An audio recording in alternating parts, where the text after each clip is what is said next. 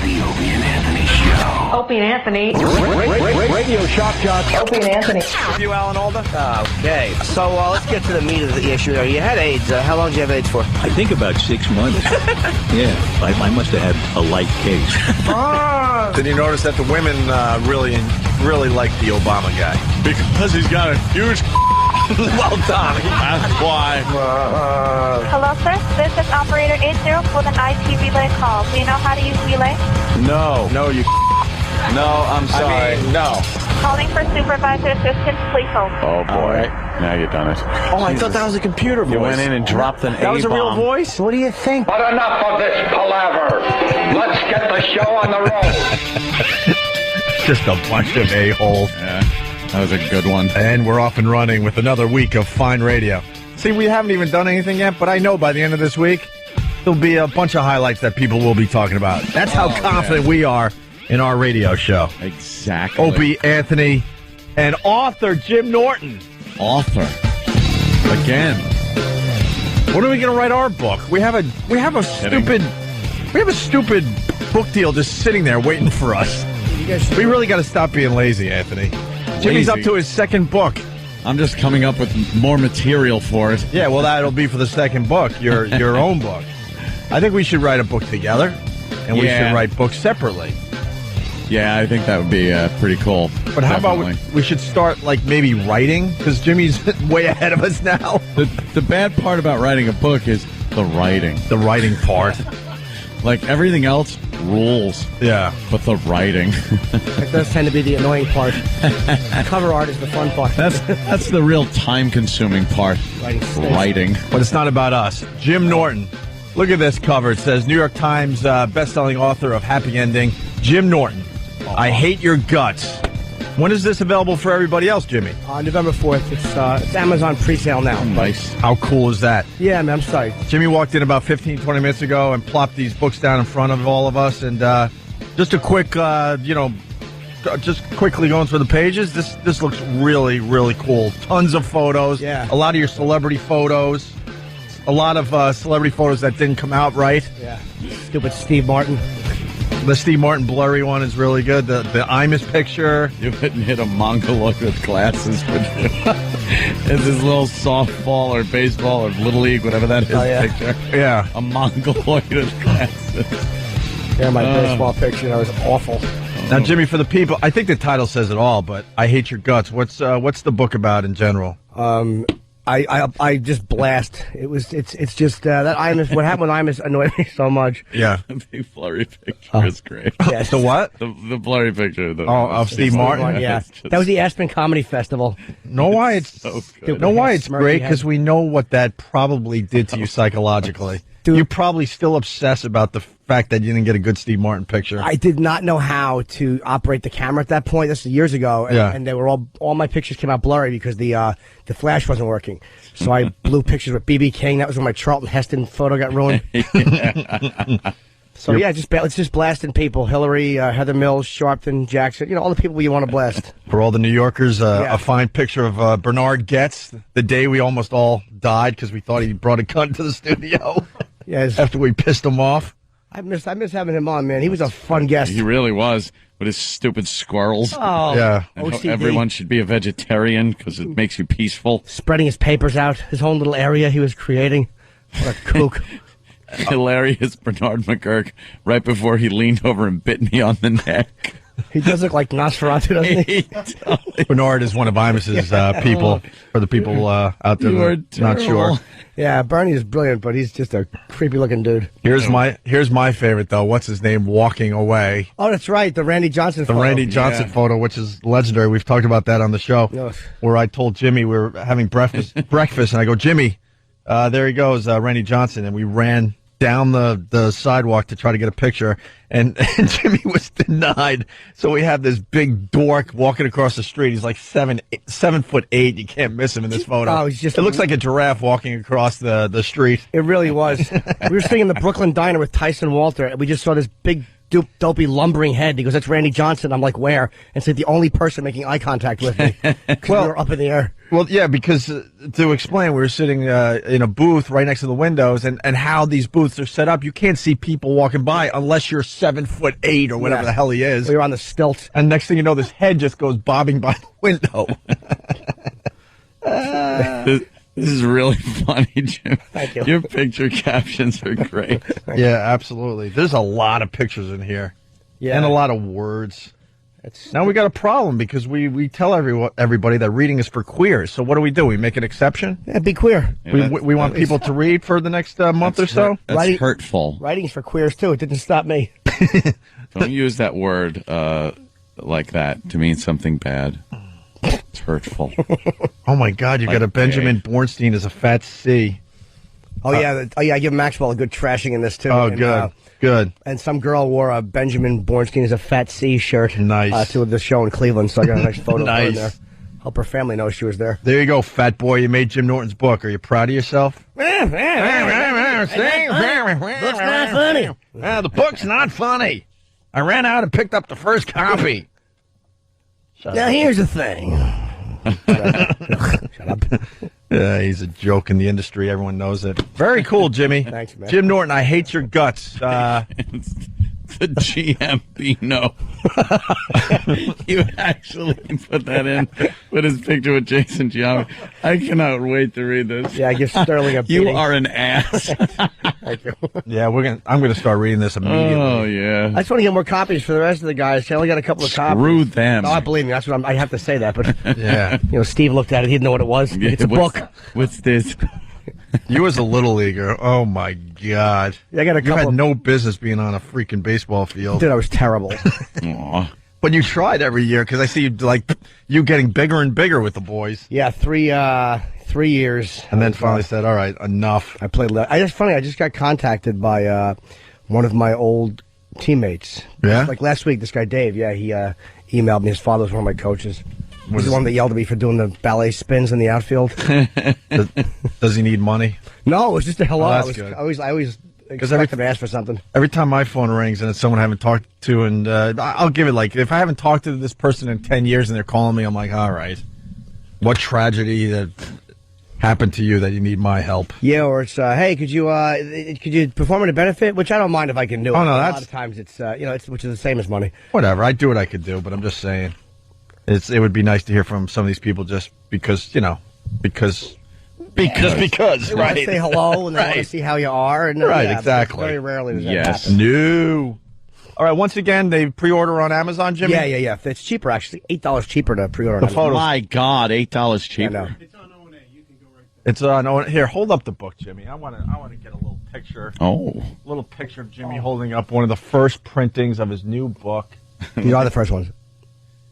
There you go. Is the rear cover an actual picture of you doing that, or no? That? It looks good though, right? It looks very good. It looks very realistic. Why wouldn't they let you do it for real? I probably could have, but it was on a studio floor. Yeah. But it wouldn't have photographed well because we had to do so many takes with the camera to make sure that the camera because you had to reset the lighting and stuff. It might not have picked up because I had to use a big squirt bottle. Yeah, just taking a leak on the flowers on the floor. That's nice. Very cool. Jimmy, you got all sorts of stuff going on because then Down and Dirty on Friday. You said you like Sean Rouse? Oh, my God.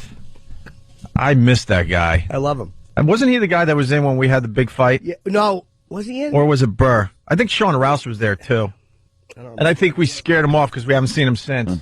Oh, hold on, Danny. Sorry. He wasn't there for the fight, but it was because of him that the fight happened. Oh, right. So maybe he's feeling a little guilt. No, it's funny. Which is weird because I'm a huge fan of Sean Rouse as well. Sean called me. It was Saturday morning. I guess it aired Friday night. And it was mixed up because I thought it was Patrice's episode this week, but it was Bill Burr's. So you can get it on demand tonight if you want. I promoted that wrong, but HBO told me the wrong thing. All the guys were definitely good on this Down and Dirty, but Sean Rouse. Great. I mean, Bill Burr, what can you say about him? He's great. Yeah. But to see Sean Rouse in that forum, is very exciting. I wish he explained to the audience about his rheumatoid arthritis and all that. Dude, Sean needs so much. I hated only being able to give him extra. I think he's a guy that you want to watch for 25 minutes or a half hour. Yeah. He's great. He's a great comic. My girl said that she was in Atlantic City. It was one of these weekends I couldn't make it, and she was down there with a couple brothers and a few friends, and she saw Sean Rouse perform. I forgot the details. He was warming up. Maybe for you. I'm not really sure, but whatever. That was a long time ago? Yeah, but a few years ago.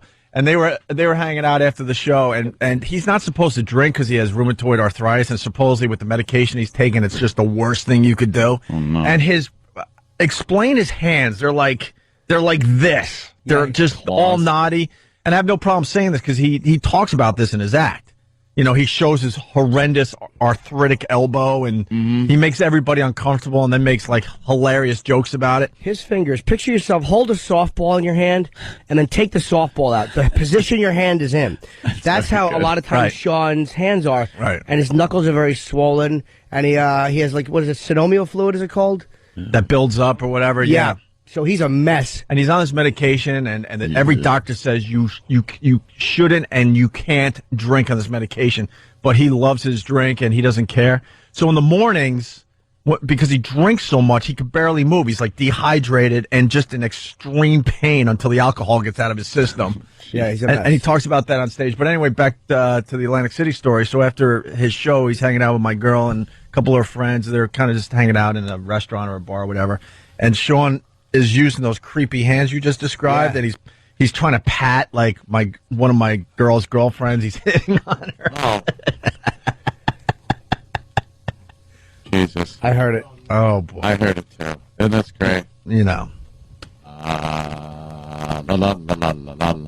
Hey! There we go. Did that actually work? Yeah, it had to kind of reset something. So I hit it or I yell into it. No, it's doing it again. There you go. Well, because Didn't they Stunt Brain was tapping on my module. They spent the whole weekend here. Yeah, trying the to whole fix weekend everything. was spent in here fixing everything. And the initial problem is still not fixed. What is it, a wire? It's probably a wire. It's probably some stupid Wire. one wire that's not hooked up right. It's just hitting another wire. Yeah. Oh, that's great. That's amazing. Well, and just took us out of our first break, which is going very well. So that's okay. Now no worries, Corcoran. No big deal, right? It's it is the first time I brought it up, so give him time to. No, you don't. Oh, that's right. Oh, literal Jim, literal author Jim. Yeah. Well, getting back to Down and Dirty, HBO Friday nights at midnight. There's one to go. Sean Rouse was great, and he really, really should be on the national stage. Dude, he's a psychopath. My phone rings Saturday morning. He goes, "Hey, I'm like, who's this?" He goes, "Sean." I'm like, "How you doing?" He goes, "All right, man. What's up?" I'm like, "I'm just kind of sleeping." He's like, "All right." He doesn't say anything. He's just a weirdo. He just calls. He was really excited that he was on HBO. Of course he was. But he didn't want to, I guess, openly say that. He's a kook. He's a kook. But, everyone has said that he did great. Everyone is talking about Sean Rouse. Look, there's many reasons why you should, take a peek at Down and Dirty, but especially the one that's going to be on demand tonight. Check out Sean Rouse. He's a creep, and we love him. He tours with Attell a lot, too. Dave loves him. So a lot of you guys have seen Attell. You've probably seen Sean. And I did a New Year's Eve with him. That's maybe when Lindsay came. It was me, him, and Yoshi. Right. In AC, and they booed poor Yoshi. They shouldn't have. Yoshi's funny and booed. Yeah. They saw, All right. They were creepy. Why don't we take our first break, tweak Anthony's mic? Yeah, try to fix it. Just then hit things and it'll work. Yeah, a lot of things have happened since the last time we all talked. Just Danny's hat. Yeah, we made fun of it. Actually, Travis made fun of it instantly. The second he walked in, he goes, "You have something red on your head." It's cold outside. I know, but it's cold out, so he's got a bright red Nike hat on. That's great if it's cold outside and you need to be spotted from a helicopter in a crowd. Where's Danny? Hat! There he is. Sorry. Very bright hat. It does. Looks like Kennedy on the way to Parkland Memorial. Wow. Too bad they couldn't get the Nike logo on his head. Would have been great for the company. All that exposure. 877-212-018. Lots to talk about. Colin Powell, Obama, Sarah Palin on SNL, some baseball, some freaking football, and other things. Stay there. Opie and Anthony. Ground ball to second. Iwamoto's got it. Rays are going to the World Series. We're back with the Opie and Anthony show. Stupid Rays blew it for everybody. What was the final score? 3-1. I'm depressed today. They just ruined the World Series for everybody in America. Who wants to see the Rays in the World Series? I guess it was set up perfectly. The Red Sox and the Phillies, that would have been a great one. Instead, we get the dumb Rays. Those Florida teams are scary, man, because it's almost like they're only a few years in the league. I would not. If I was the Phillies, I'd rather face the Red Sox. Yeah, those stupid Rays. Kind of know what you're dealing with and everything. That's just a crapshoot, as they say. I guess everybody was on to the fact that Major League Baseball was kind of setting up the World Series year after year with the big market teams, and said, you know what, we gotta just let this play out naturally for once. Yeah. So now we get the Rays. Ugh. I still call them the Devil Rays. The Red Sox made it really interesting, though, man. Go Phillies, go! What can I tell you? I've been pushing for the Phillies for a while now, ever since my Mets were out. Yeah. Phillies gonna win this thing. Oh, Jesus. They're going to win this thing. Everybody knows it. So sorry, Philadelphia, for that endorsement from Opie. Everyone knows. Oh, God, that only means take every penny. No. Every penny you have, especially if it's in the stupid stock market. Yeah. And just dump it all on the Rays. The Phillies, it's their year. They've been sitting around for the last week waiting for an opponent. And they got the Rays, which is we've all admitted is like a minor league baseball team. Well, that minor league team, you've just thrusted them into championshipdom. And Chris is talking for everybody. Well, I guess I'm talking for everybody, but I think me talking for everybody is better than Chris talking for everybody, because he writes, nobody wanted to see the Sox in it again. Really. No one wants to see the Red Sox and the Phillies in the World Series? No one? Really? Want to see the Rays? I don't think so. I'd rather see the Red Sox. That's a more classic two teams. Of course it is. The Rays. Let's say hi rivalry. Striker. Striker. Morning, boys. Good morning, Striker. Yes, let's see. First, Oak called on the Phillies to win after they beat the Dodgers. Then he kept saying, "Go Sox," last week. So I'd like to congratulate the the Rays on becoming the World Series champions. It's a foregone conclusion. Thanks, Hope. All right, we don't even have to play it, right? It's good. It's the Phillies' year. Just give it to them, yeah. Bill in Charleston. Hey, Hope, how did the Rays screw up? They won. You're blaming it on them. Didn't Boston have something to do with that? I guess had the Rays blow it by winning. No, didn't they want to? No, they blew it for everybody. They should have done the right thing. Except them. They should have done the right thing and lost Game 7. Thrown the game? Yes. Okay. I know exactly what I'm saying. No one wants to see the Rays in the World Series. Most people in Tampa don't care about this team. They started caring about this team about a month ago. You ever see it? Don't care about them. You ever see the stands at a Rays game? It's half empty. More than half. So I bet you more people in the Tampa Bay area would rather see the Red Sox than the Phillies because they don't care about their baseball team. So I know what I'm talking about, Bill. I got to give it to you. Most of the people that live down there are from Boston and New York, so that's probably who they're rooting for. You're right. Yeah. Exactly. A lot of New Yorkers, especially down in the Florida area. All right, yep. Josh in Philly, what's going on? F you, Opie. Shut the hell up already. There you go. The Philadelphia team's alone. Look, I'm marrying. You voted for the Phillies already. Now stay the hell away from the Flyers and the Eagles. Oh, how about them Flyers? Haven't even won a game yet. Shut up! How about those Flyers, huh? Not that my Islanders are doing any better, but hey, I'm marrying a Philly girl. Everyone knows I got to push. I got to start pushing for the Philly teams, except for the Flyers. Never the Flyers. And then, did the Cowboys play last night? They lost by 21, I think. 20. Oof. Is that the third straight loss? Did they play? Apparently not. No. They showed up, but no, I don't. A bunch of bums with stars on their helmets ran around with the Rams. And allowed them to score a lot of points. I don't follow America's team. They lost. Yeah, I don't. America's team lost last night or yesterday, whatever. They're still 4-3, Jimmy. I know, but weren't they 4-0? Were they? I want to say they were 4-0. Really, the 3 straight losses? Yeah, it's not good. What happened? No. Why can't they just do it nicely? Just play and win. Yeah. Some W's, guys. Come on. You see the Jets game? Did they win? They lost in overtime. Oops. 57-yard field goal in overtime. 57-yarder. And the Jets lose. Yeah, they blew it. I just want one of my teams to be successful. It's been so long. It's just bet against Opie. I'm sorry, but that's just what you have to do. It's not going to happen every single time, but like most times, the percentages are astounding. Oh, I'm not perfect with like this, but sports curse, but the odds are ridiculous. Definitely. I have barely picked a winner in the last, I don't even know, 10 years maybe, something like that. And look at my teams. Jets suck. Islanders suck. Knicks aren't going to be that great.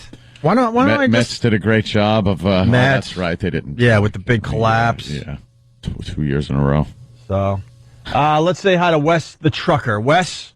Hey, boys. Up until 2 weeks ago, I live in Orlando, about an hour from Tampa. Yeah. And up until 2 weeks ago, I didn't even know that they were even in the playoffs. And I think Ant mentioned the name change, and I didn't even know that they changed their name until Ant mentioned it. Yeah. We all thought it was the Devil Rays until, I think, last Friday. And I'm not even kidding. Yeah. Hi, boys. We have no clue. And then Big Blue won again, right? Yes, they Giants. did. It's all about the Giants in this town. Yeah. It's pretty much it now. What are they? 4-1? 5-1? Yeah. 5-1.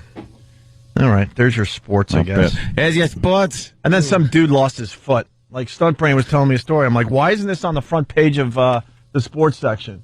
I guess there was like a college player. He's 7'7". He got that dumb Mercer. Yeah, this guy. That our own Tim was walking around casually. He had it for about a week. This guy's 7'7". He was the biggest prospect to come out of junior college. He was playing center for UNC Asheville, something like that, a junior college, but ready to break in, scoring, blocking, doing everything. He goes to one of those basketball camps in the summer and gets MRSA, that staph infection. They had to amputate half his foot.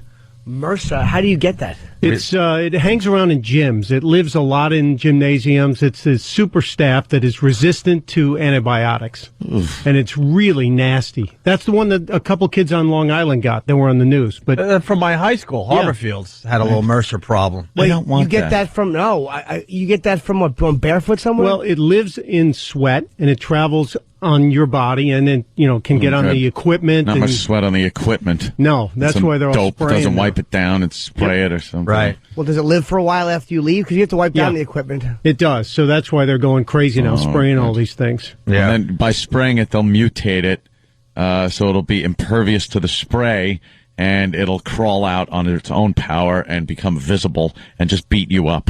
Like, that's what I'm waiting for to happen. Because no matter what good we make, like antibiotics and the Purell and everything, they're like, all this is doing is making super bacteria. Yeah, well, that's what they said. Everybody taking all the antibiotics for all these years made this MRSA resistant to it, so it's a massive problem. What's with this learning stuff that these stupid bacteria and viruses and everything they learn?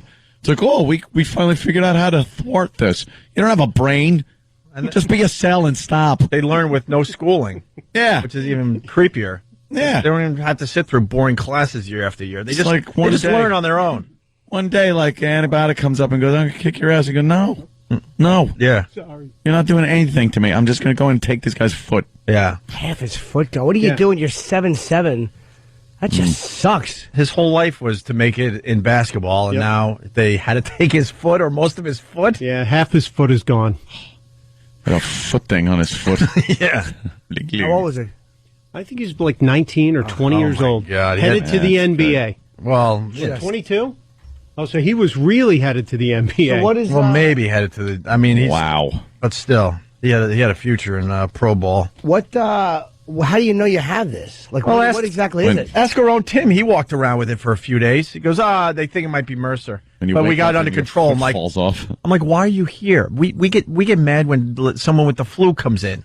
Yeah. Why are you here with Mercer? Supposedly, you can see it if it comes on your skin as like a lump and it starts getting really red and hard and it glows fast. It's like a mosquito bite. Yeah, but it's a little bigger and more aggressive. And you can usually tell. How long can you get rid of it if you see it in time? Yeah, but you have to go in and get treatment. I mean, you really have to get powerful antibiotics on it. What do you think happened with him? He just didn't know he had it, or he didn't do anything? He probably thght it was something else, right? Yeah, probably. Probably thought it was athlete's foot or something. Exactly. And then by that time, boom. I have the heebie-jeebies. Spectro from Michigan wants to correct stunt brain. He's only 7'3" now, so. Oh.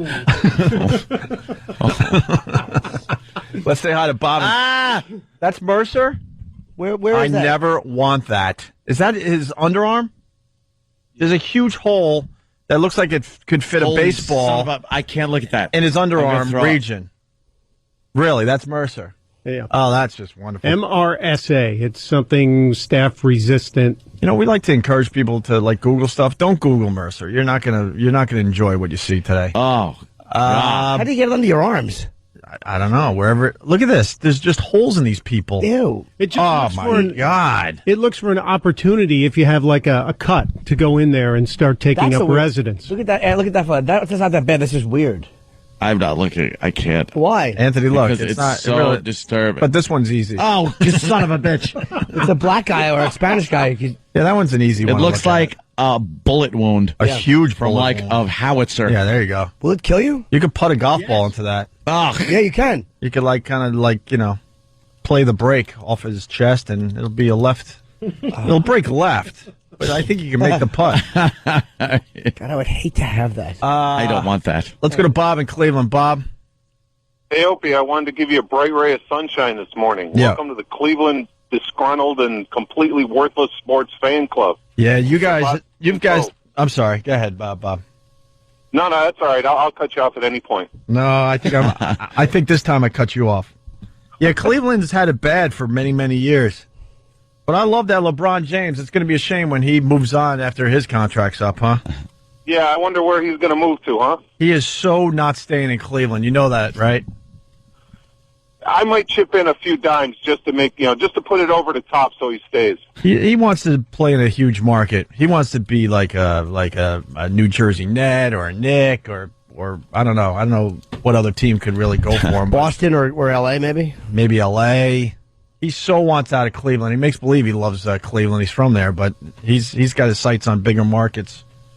All right. What kind of cut you think he's going to take to go somewhere else big? Yeah, probably a huge cut because then he'll make it back in endorsements.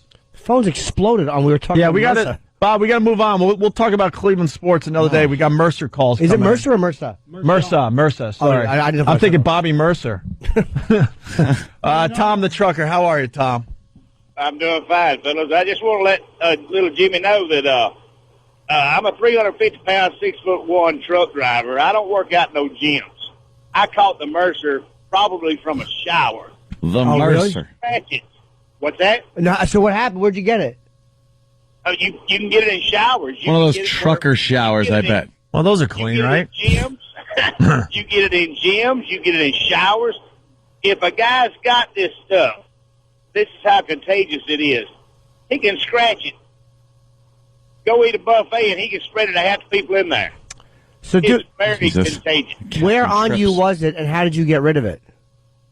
I ended up in the hospital for 2 weeks. Where'd you have it on you?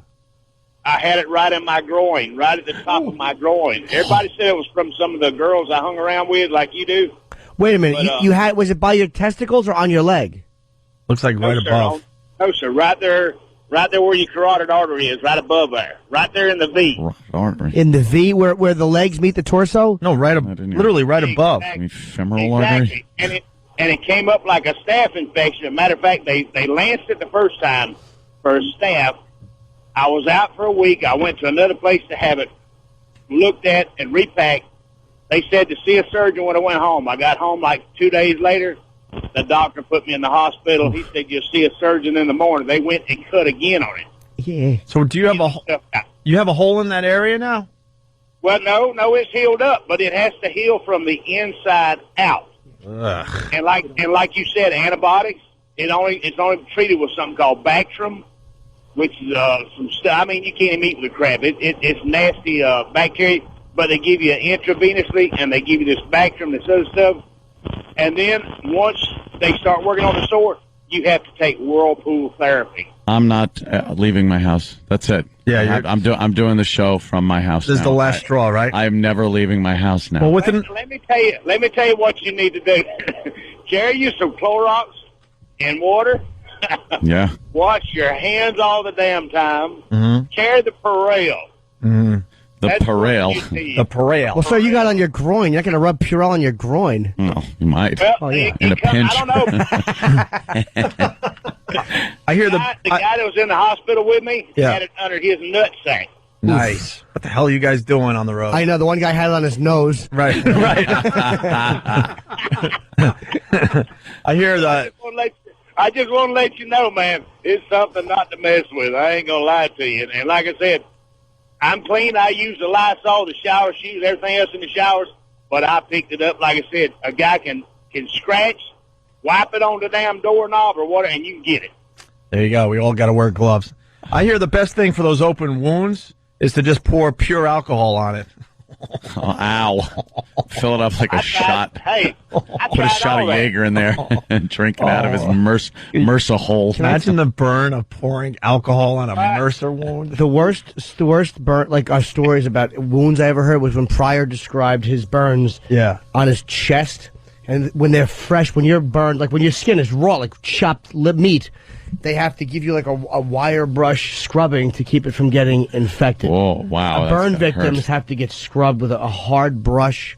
Maybe that's why their eyes are so wide. It's just, ow, ow. That's what their eyes go when they see you walking with the brush. Yeah. Oh. Are you doing some driveway scraping today? Let's go to Nurse Heather. Nurse Heather, you're on the Opie and Anthony show. Hey. Morning, boys. Good morning. I have not heard Stuntbrain be so wrong. Oh, thank God. I guess you're not a regular listener. Yeah. Stuntbrain's dumb. We all know that. What do you got, Nurse Heather? He's following the media hype from MRSA. Yep. It's resistant to penicillin, and all of the doctors fail to actually take a bacterial culture and find out that it's actually one of these bugs and treat it with the wrong antibiotic first. And that truck driver must have been one of them 300-pound truck drivers who got it in his nuts and, sat around sweating all day long and not being able to keep it clean. And that's why it raged the way it did. All right. Well, we got every phone ringing. Everyone paranoid, scared. They have their MRSA stories. Is this so? You just take a little penicillin and it goes away? No. It's resistant to penicillin. Oh, resistant. I'm sorry. Okay. So all the amoxicillin and, the common antibiotics that they treat everything for is what they end up giving everybody first because it just looks like a little pimple or a cyst. Oh. And they don't pay attention to it. If they just culture it the first time around and find out that it is one of these staph penicillin-resistant bugs, then they would treat it with the correct antibiotic first, and it wouldn't be such a drama story. But so what do we do? Nobody's doing. All right, what do we do if we get it? Well, first of all, when you get it, you won't know you get it because it doesn't come up on your skin like some foreign body or some alien that's growing on your skin. It comes up like a little cyst, like a big pimple or a zit. Oh, don't play with it. Like this. Don't. What do you do with it? All right, we got the pimple now. Now what? Don't play with it. Now what? When you go to the doctor, ask them to culture it. And don't let them give you something like penicillin or amoxicillin or one of those generic. They have to give you Bactrim or even vancomycin. Is there a doctor in the house? Why are we getting advice from a nurse? Okay, you pulled out a 1940 line. Yeah. Is there a doctor in the house? Exactly. Some guy with a black bag who shows up with cigarette breath. Who, Obama? What? We need a doctor. We need a doctor. Oh, good luck. She cleans bedpans. We need we need someone that knows what they're talking about. Yeah. 'Cause now we got everyone paranoid. John in Brooklyn, how are you, John? Hey, good morning, boys. Good morning. Congratulations on the book, Jimmy. Thank you, buddy. Yeah, I hate your guts. I'm just switching gears a little bit from the MRSA. Okay. Another stupid sports story. There's a guy out in one of the mountain states, I think Colorado, a football player, suffered some horrible injury to his pinky. And he's such a devoted player. He wants to play. He told the doctors to amputate his pinky so he could play the rest of the season rather than just become disabled for the whole season. Well, I mean, that's one thing, but this guy was like 22, and when you lose half your foot, a basketball player probably couldn't play without a pinky, but without a foot, you can't. I mean, you're finished. Yeah. And you can't do a lot of things without a foot. Yeah. That just sucks. Oh, lucky us. We get to see the 57-yard field goal all day long here in New York. All day long. God. Those never Raiders go over the Jets in overtime all day long. I've seen the field goal 10 times. We've been here for less than an hour. Kick the football through a MRSA hole. Right. I can't get that out of my head now. MRSA, what a great place to store your candies. Your friend, if he has MRSA in his stomach, could you stay there? I have company coming over. I want to store it in your MRSA hole. A little candy dish for my company. Yeah. All right, Dr. Mark in Philly. By the way, go Phillies. I'm pulling hard for the Phillies. Let's go, Mark. Nurse Heather's 100% on the ball. It's the antibiotics they're currently treating it with, the early stages, that aren't effective because it's being misdiagnosed so much. But when it gets to the more progressive stages, there are surgical means to resect it, to treat it locally with antibiotics, where it does go away quite easily. So do you think that this kid who had his foot, this 22-year-old, just waited way too long? That's exactly it. A lot of times people don't have great feeling in the bottom of their feet, and it starts off very small, and it's very aggressive, starts opening up as a big sore, basically, as a ulceration on the bottom of the foot. So you get it early, you're going to be cured of this thing. You're going to be fine. Right. He probably thought his tootsies were just sore, like he had probably...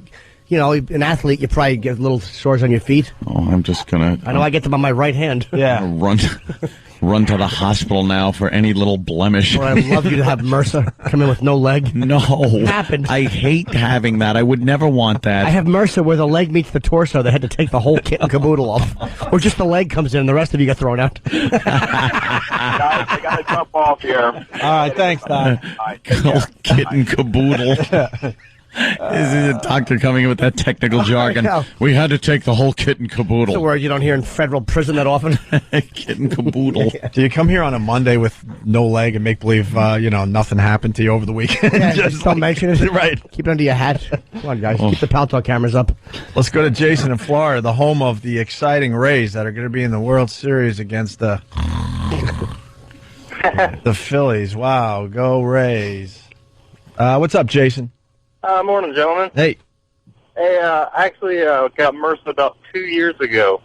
I took a week off from work and was going to pick up my girlfriend. The day before, I had a little pimple on my face.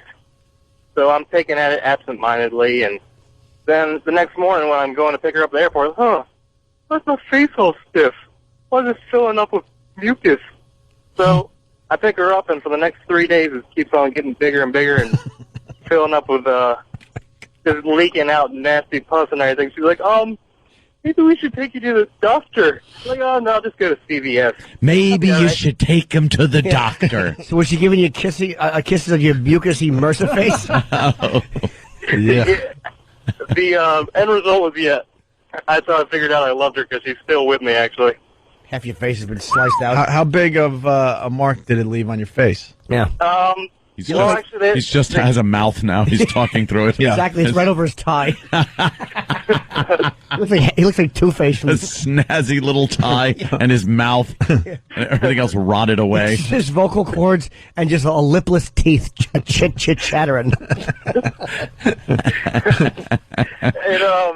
It swelled up to about the size of a grapefruit, and they cut me actually in the pimple.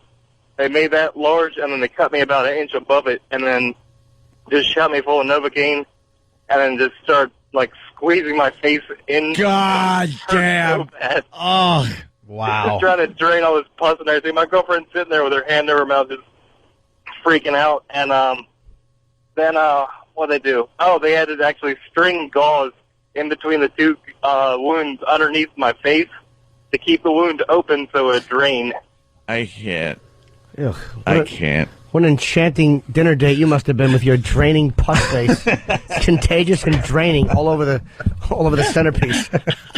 Where'd you go on vacation? I just taken a week off of work, and they got a hotel in Sarasota. Oh, so there you are on the beach, trying to watch the sunset as your pus is dripping onto the sand. Girl, an old Bavarian cream face. Yeah. Tried to go to Calcutta. They said he was too disgusting. He had to leave. They turned him back at the border. You can't come into this asshole. Oh. Well, that's a great story, Jason. Wonderful for Monday. All right, we're gonna take one more, and then we're gonna be in an agreement that we just make believe we didn't even talk about this horrific Please, thing. I'm cringing here. With that said, we got either MRSA on the back of my head, brother got MRSA from sharing tattoo ointment, friend got MRSA from karate, or had MRSA on my back. We take one more. MRSA Poe.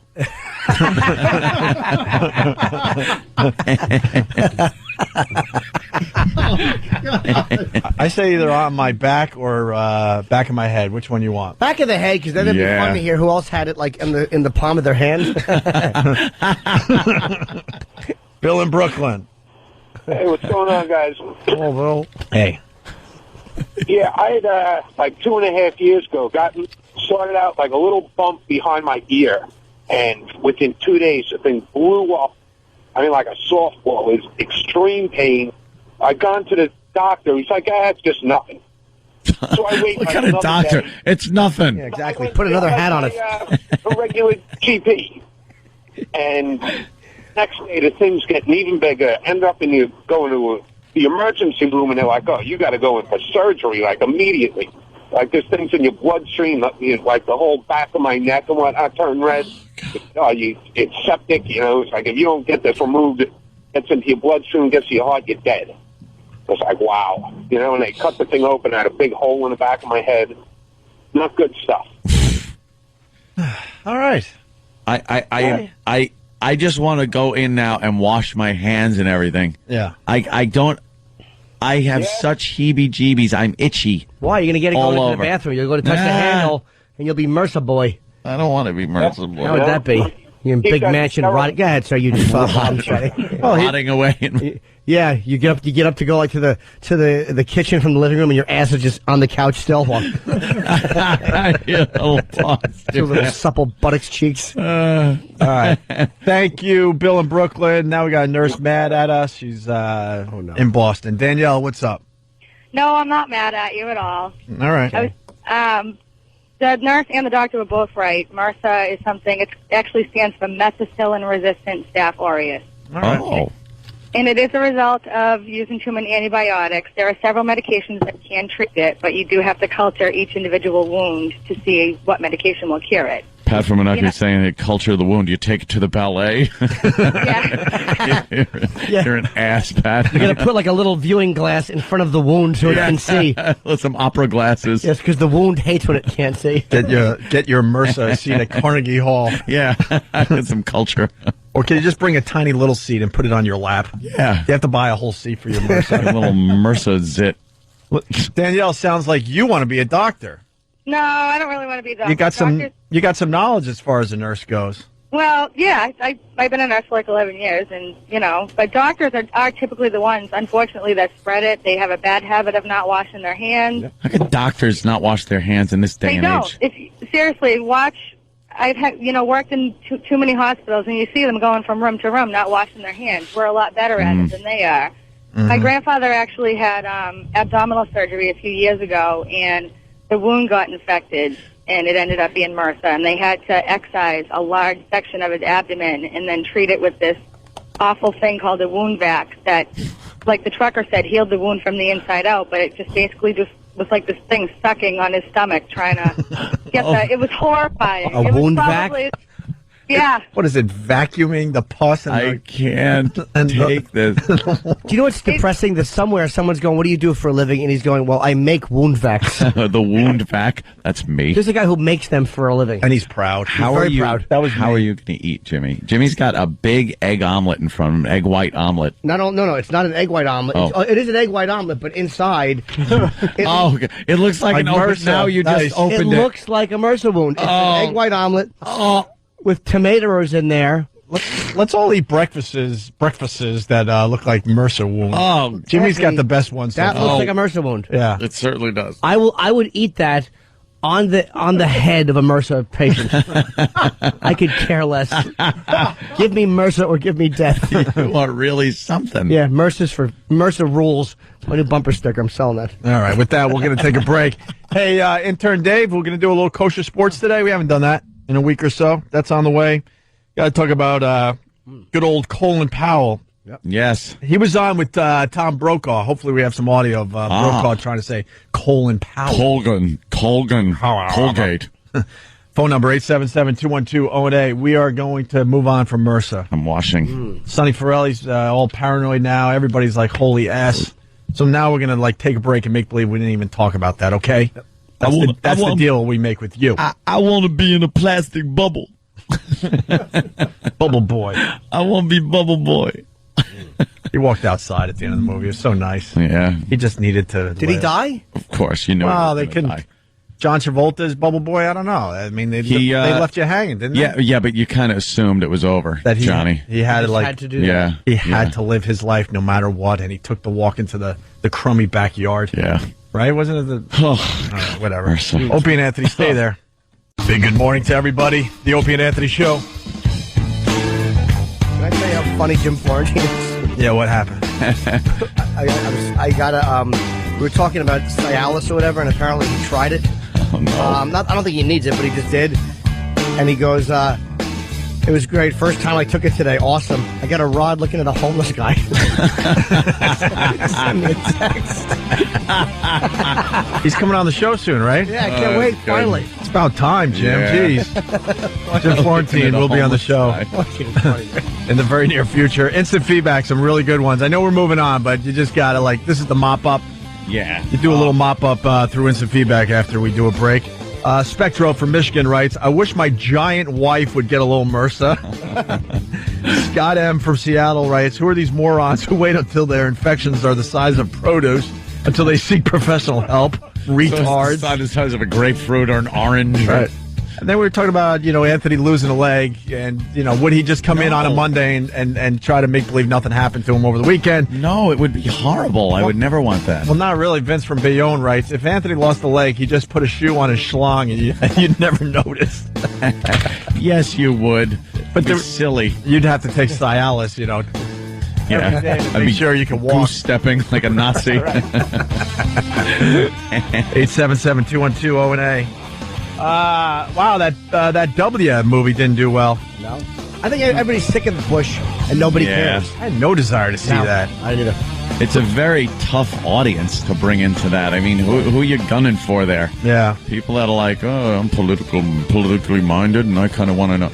We know what Bush is like and what he did, and it's not like any surprises there, I don't think. People are thinking about Obama or McCain. They want to move on. This would have been a big one in between, first and second term. I think it's not that brave to do the movie as he's leaving office. Yeah. Oliver Stone, I mean, he's supposed to be this edgy liberal guy.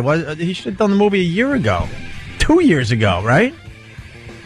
The timing seems weird. 3 different people asked me, you want to go see W? I'm like, no, I have no desire. But that dumb dog movie's still doing really well. Oh, God. And Max Payne, which got horrible reviews, was the #1 movie in America. Mm-hmm.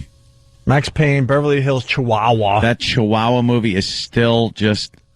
Why don't they just make a ton of those movies? Because the parents will take the kids to it. Mm-hmm. They throw a little adult humor in there for the parents that bring the kids. And then before you know it, lots of millions. And then the broads, I guess, all went to see The Secret Life of Bees. Ew, what is that? What is that? Those with small breasts. I'm always looking for. That's really funny. What those stop me in my tracks? What those bees do when they fall asleep? How they run around and pretend they're C's? They mush themselves together while the girl's sleeping. Their secret little life. They beat up the A's. Although my favorite, Dakota Fanning, I believe, is in that. Yes, she is, Anthony. Oh yeah. Yes, she is. What is that about? That movie? I really don't know. I know it was a popular book that I had no desire ever to read. I'm always looking for a book to read, and that dumb Secret Life of Bees is always staring you in the face. Is it? Yeah. What is The Secret Life of Bees all about, Stunt Brain? It's one of those chick-lit books. Another chick-lit book that I have the same issue that you do. I can't pick it up. What do you mean a chick? What do you call it? Chick-lit. Girl books. What's chick-lit?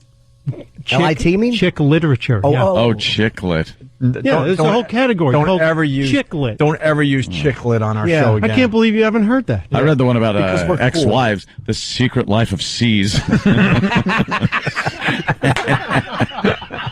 Now that's a book worth reading. Yeah, it's a great one.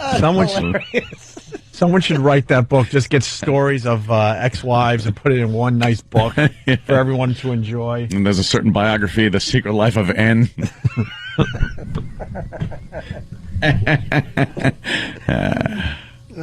Very nice. Colin Powell. Yes. That's huge. Huge. Colin Powell endorsing Obama. Yeah, you know something, though? I wouldn't put too much behind that because he hates Bush and pretty much the Republicans so much at this point for putting him up there like an ass to recite lies in the United Nations that he doesn't care. Yeah, I think he was buddy-buddy with McCain, though, down there in Washington. He's so disgusted with Republicans. Here's how it went down as we were enjoying our weekends. We've got two individuals. Either one of them could be a good president. But which is the president that we need now? Which is the individual that serves the needs of the nation for the next period of time?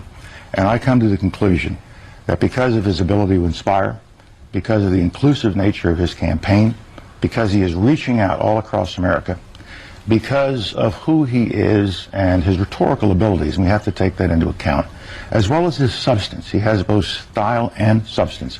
He has met the standard of being a successful president, being an exceptional president. I think he is a transformational figure. He is a new generation coming into the world, onto the world stage, onto the American stage, and for that reason, I'll be voting for Senator Barack Obama. Paul R. Nelson. Mediocre Gadsby. That's very funny. Mediocre Gadsby. That's the guy's name? Yeah. It's not great. He's just mediocre. Oh, that's funny. That is good. Mediocre Gadsby. Other people just putting Ron Kind. He's the wrong kind. That'd be great if Powell just like endorsed somebody that's not even running, just some dork like Ron Kind, the wrong kind. I think that's big, though, just because even though he's mad at them, it's like he's a respected enough guy. Yeah. Yeah, a lot of white people were saying he should run for president years ago before, he was the puppet for Bush. Oh, it's terrible. Ruined his credibility right there. He was, he had great credibility, and that was it. Yeah, there's roving chemical trucks driving around. It's like some Iraqi ice cream truck. Yeah, just trying to give ice cream to the kids. Iraqi tunes playing. Right. Kids running up for a big buddy. It's 120 degrees, and all they want is ice cream, and we think it's something else. Bomb it. Well, you kind of missed that one, huh? Yeah, oops. And then what, Obama did 100,000 in St. Louis? 100,000 people? Did he really? Yeah. That's his... But what's going on with those big rallies? They're giving out something for free. That has nothing to do with people that are psyched about his platform or anything. It's just he's now this huge celebrity. He's a rock star. Mm-hmm. So people will come out to see him. There's the picture. Look at that. Wow. As far as the eye could see. That's a lot of white people. That's a lot of white people in there. It's St. Louis, man. Well... Yeah, that's a very old St. Louis. I thought there were a lot of. Well, they got their blacks, but they. I have no idea. It was an old St. Louis. Right. Reminds me of my favorite song. Why don't you meet me in St. Louis, Louis? Who doesn't hum that every once in a while? Nobody. Meet me at the fair. Yeah. The song should be firebombed. Yeah. We got the ferry. It's a terrible song. Who's Louis? Who wants to meet that queer at a fair in St. Louis? Meet a broad. So what are you're saying? He's a rock star? Andy? Yeah, he's a rock star. So the people come out to see him just to say, like, wow, I saw the guy. Yeah. Like, stupid Bono gets up and there's that many people. So he's kind of, he's like in that category now. You know what's funny? Probably most of those people aren't even voting. They're just hey, look, they're just going with the hype. Let's go check out Obama. Check out this rock star. Yeah. You think he's got it now or what? It's so weird. He's still a black guy. I think America. The only thing that could stop him is what Patrice said, the fact that the Bradley effect. Just lying and saying, yes, I'm voting for him. The polls show him ahead. But you see crowds like that. Again, I don't know if they're voting for him, but the guy sure knows how to draw people in. Oof. I really think though he's gonna win. And the Republican ticket, it's not like he's up against a great Republican candidate like Yeah. McCain's an okay candidate, and I think he's a good guy, but Palin hurts. Mediocre candidate. Yes, a mediocre. Mediocre Gatsby. Is not a great. You know, if McCain had like, if Colin Powell would have run as his VP, then Obama had a major problem on his hands. But his VP is not that strong, so people are like, everyone's looking at her really like, ugh. Or a Mitt Romney. Yeah, somebody's stronger. They're really looking at her.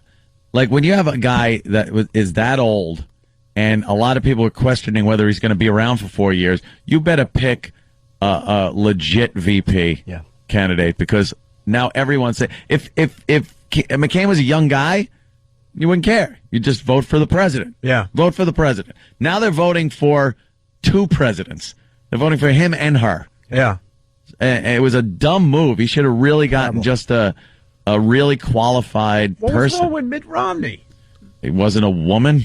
Yeah. I don't know. He went with some kind of gag ticket, trying to offset the Hillary numbers is what they were doing. All that Hillary hype and everything, it all went away. No one thinks about it anymore, and now you're stuck with this broad dolt. But she's a phenomenon, man. People want to check her out, but they don't want to vote for her for the ticket. It's a goof factor. Yeah, SNL had the highest ratings in 14 years. She was on Saturday.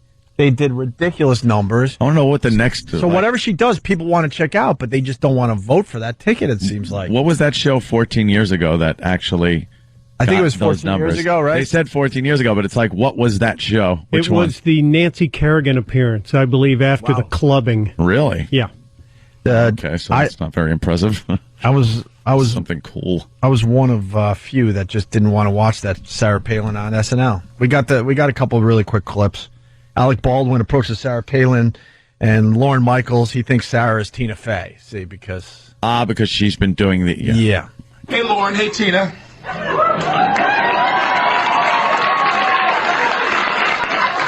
Lorne, I need to talk to you. You can't let Tina go out there with that woman. She goes against everything we stand for. I mean, good Lord, Lorne.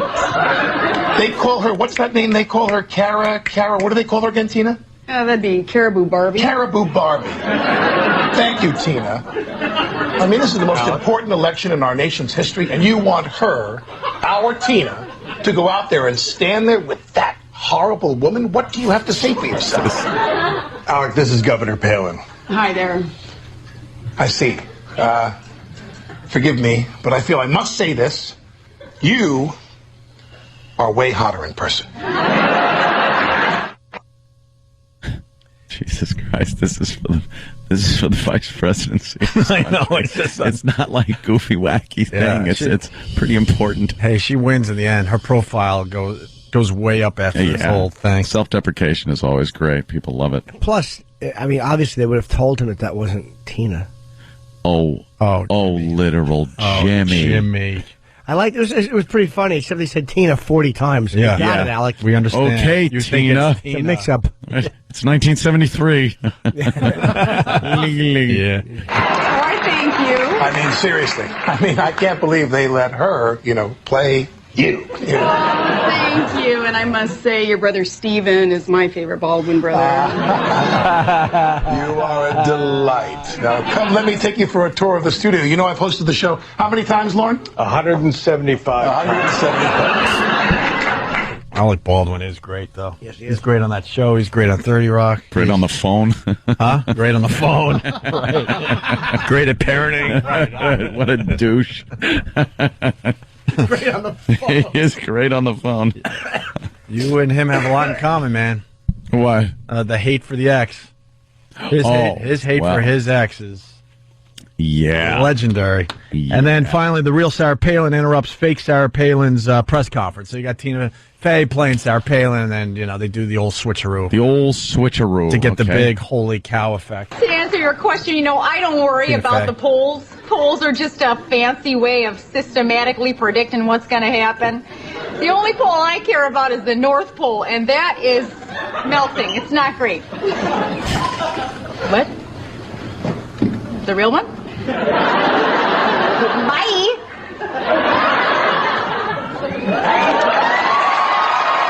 Oh, what just happened? Oh, I wonder.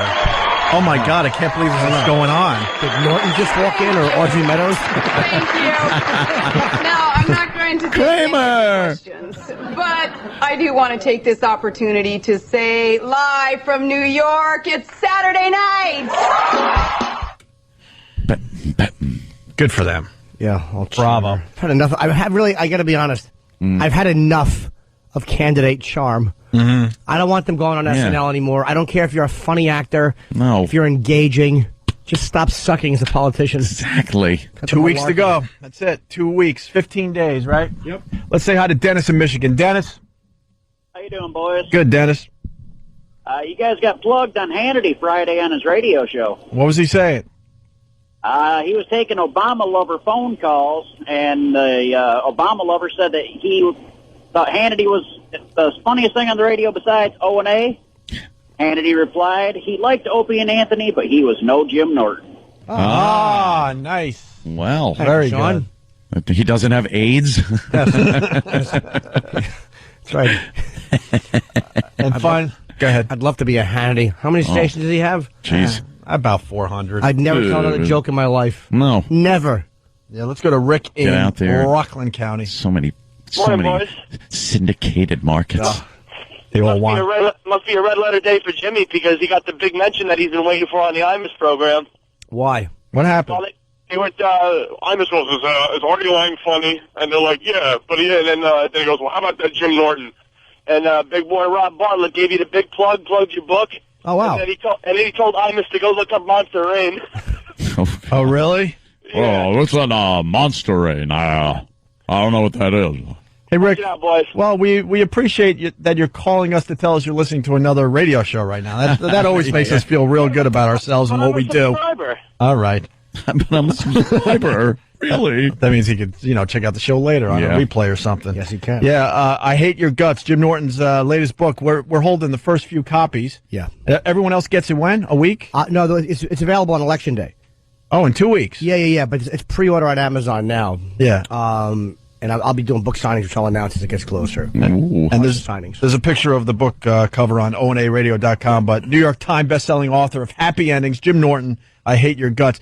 And you started explaining what the book is about. I think for the most part people know, but you said you were so mad at what happened to Imus that it got you thinking about other people you hate, or yeah, not that you hate Imus, but the other people, right? The people that were associated with the Imus thing and how they handled it. They wanted me to write another book, and they're like, we want it to be a little different than the first one. We want it to be like a pop culture thing. And I'm like, well, I don't want to just trash Britney. Let me trash people, because the Imus thing annoyed me so much. I'm like, people that I hated with that we've obsessed over on the show, I just wanted to attack. Yeah. So I attacked a lot of them, for other things too. Sharpton, Jackson, Keith Olbermann, Al Roker catches a good beating. As he should. Good. Yeah. Very good. I mean, Hillary and just a bunch of people. The Pregnant Man, Steve Martin. Dr. Phil gets a good kick in the teeth. Yankee announcer John Sterling, awesome. Yeah. And a lot of others. I don't want to give them all away. I want some surprises for the people out there, but... Yeah, a lot of the people you've heard Jimmy trash in this show, certainly. Yeah, really, it was very, very cathartic, very healing. Very excited for you, Jimmy. Thank you, buddy. All right, we're going to take a break. After the break, Kosher Sports with intern David. Oh, David. And I saw one of those fake tents this weekend. Oh, you did? It's a crock of S. It's not a tent. No. It's like a wooden structure. It looks like a shanty. It looks like something you put in your yard so vines can grow on it. Yeah. Or if you're having like an outdoor party. A trellis. And you want to keep everyone dry. It's one of those things. Mm-hmm. There's a synagogue in my neighborhood, and they got this giant piece of crap shanty town attached to the synagogue. I'm like, what's going on there? And they had holes, and I peeked in, and I saw a lot of suffering going on. Well, yeah? Because that's what they do, I guess. They sitting there and suffer? They're just suffering along for the holiday. Take a personal interest in watching you suffer. All scarred up. Yeah. We'll find out if that holiday is finally over. We don't know. Oh, and speaking of Jews, Rich Voss is here. Very cool. Oh, good. Oh, Voss is getting his teeth yanked out today. Oh, I hope it's by way of fist. He's going to attempt to fix his mouth again. Little stammer. A tremendous stammer. I had 5 ways to get to a joke that should have just been left alone to begin with. Boy, talk about rushing into an empty room. I'm here. Nothing. I guess Voss is going to get all his teeth pulled today. And we're going to try, because we're sending a couple camera guys, and we're going to try to have Voss do some of his act with no teeth. before they start, implanting the new ones. Gotta hear that. That would be pretty funny, I'm thinking. All right, Opie and Anthony, stay there. You're checking out the Opie and Anthony Show. A busy one today for a Monday. Cheech and Chong coming in here in a little while? Yeah, in about an hour. Nice.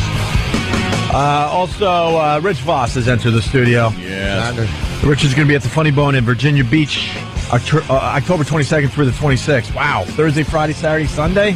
Wednesday through Sunday. Wow.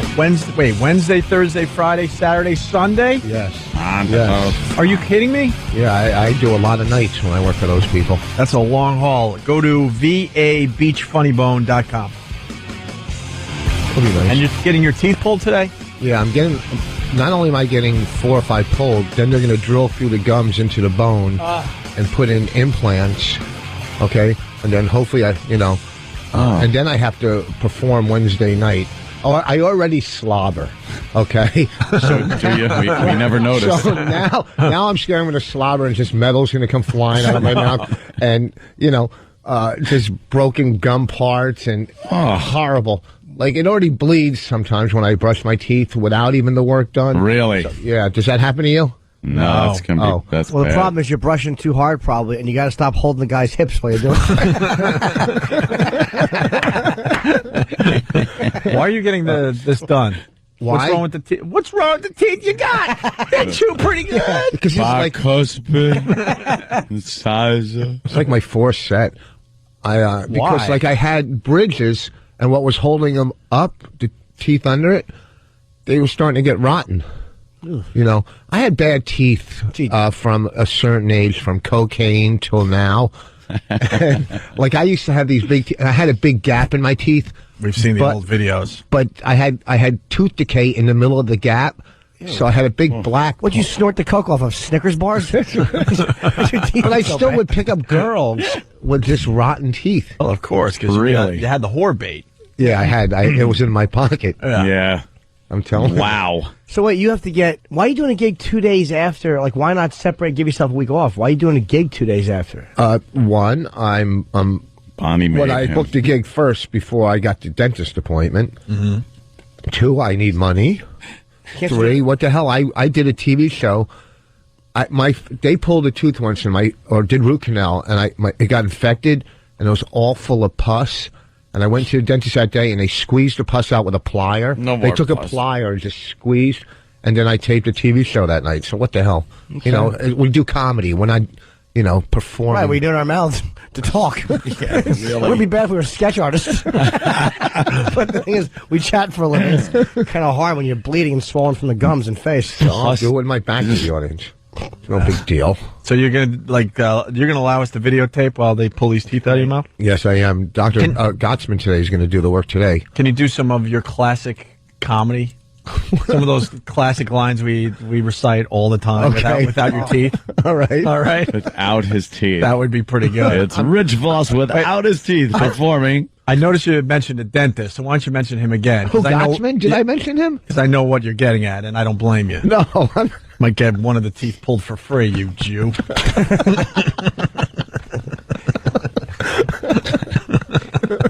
So wait, you're going today? Now is after Gottsman, who's obviously your favorite dentist? After he pulls, is he pulling? Believe me, I've never felt sorry for a dentist before. I wish Voss was going to see Zell. Zell. Discomfort, relief.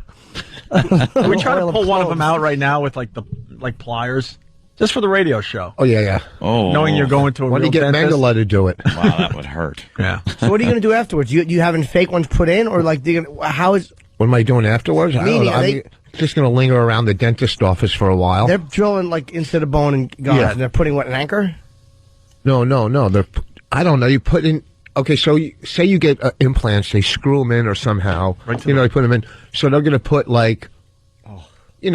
something with a thread in it.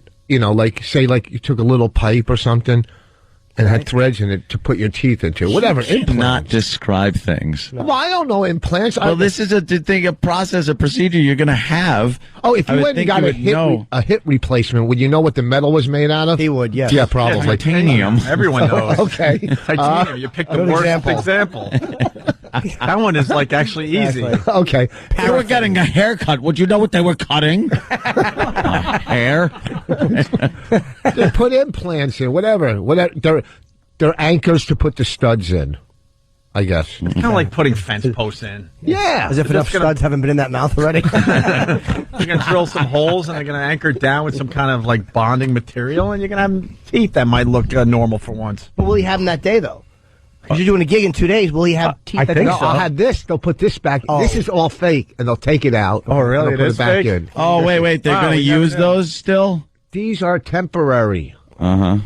You know, they made these up. Oh. Holtzman, the other dentist, made these up. He does the fine Well, work. where are the ones that you had? They cut them up in pieces and ripped them out. You know, they Sold those, it's like scrap porcelain. Somebody's using them as pillows right now. He tiles on the shuttle. Yeah.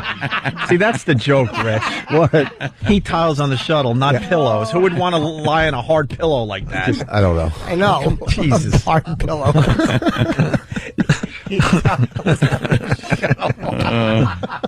All right, Rich. Rich, we're going to move on. We got you can help us with this because we got intern David. He's going to do a little kosher sports. Oh, boss.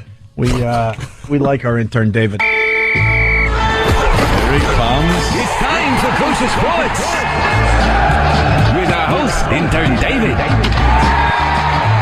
Hello, David. David. Is that Natterman's brother? David, hello. Hello. Morning, Dave. How are you? Hello, David. Hello. Shalom. Shalom. Are we done with the what was it? The we forgot the holiday. Sukkot. Sukkot. Is Sukkot done? Sukkot. No, it's not done. When is it done? I got to go to that place and get a camera. It's done. Well, the high holidays are going to be ending Wednesday at night. Wednesday at sundown, the high holidays are going to be ending. High holidays. That's where they build the house, a little house. Well, it's supposed to be a tent, but they're cheating. They're making it a little warmer and a little more. A kibbutz. No, kibbutz is a farm that you work on. You work on in Israel, yeah. Okay. What is it called then? A kibbutz. The thing is called sukkah. Yeah. Sukkah. Yes. Yes, a sukkah. Well, I know. My grandfather, he rented his out. Did he? What is sukkah about? What do you do? What's the purpose of sukkah?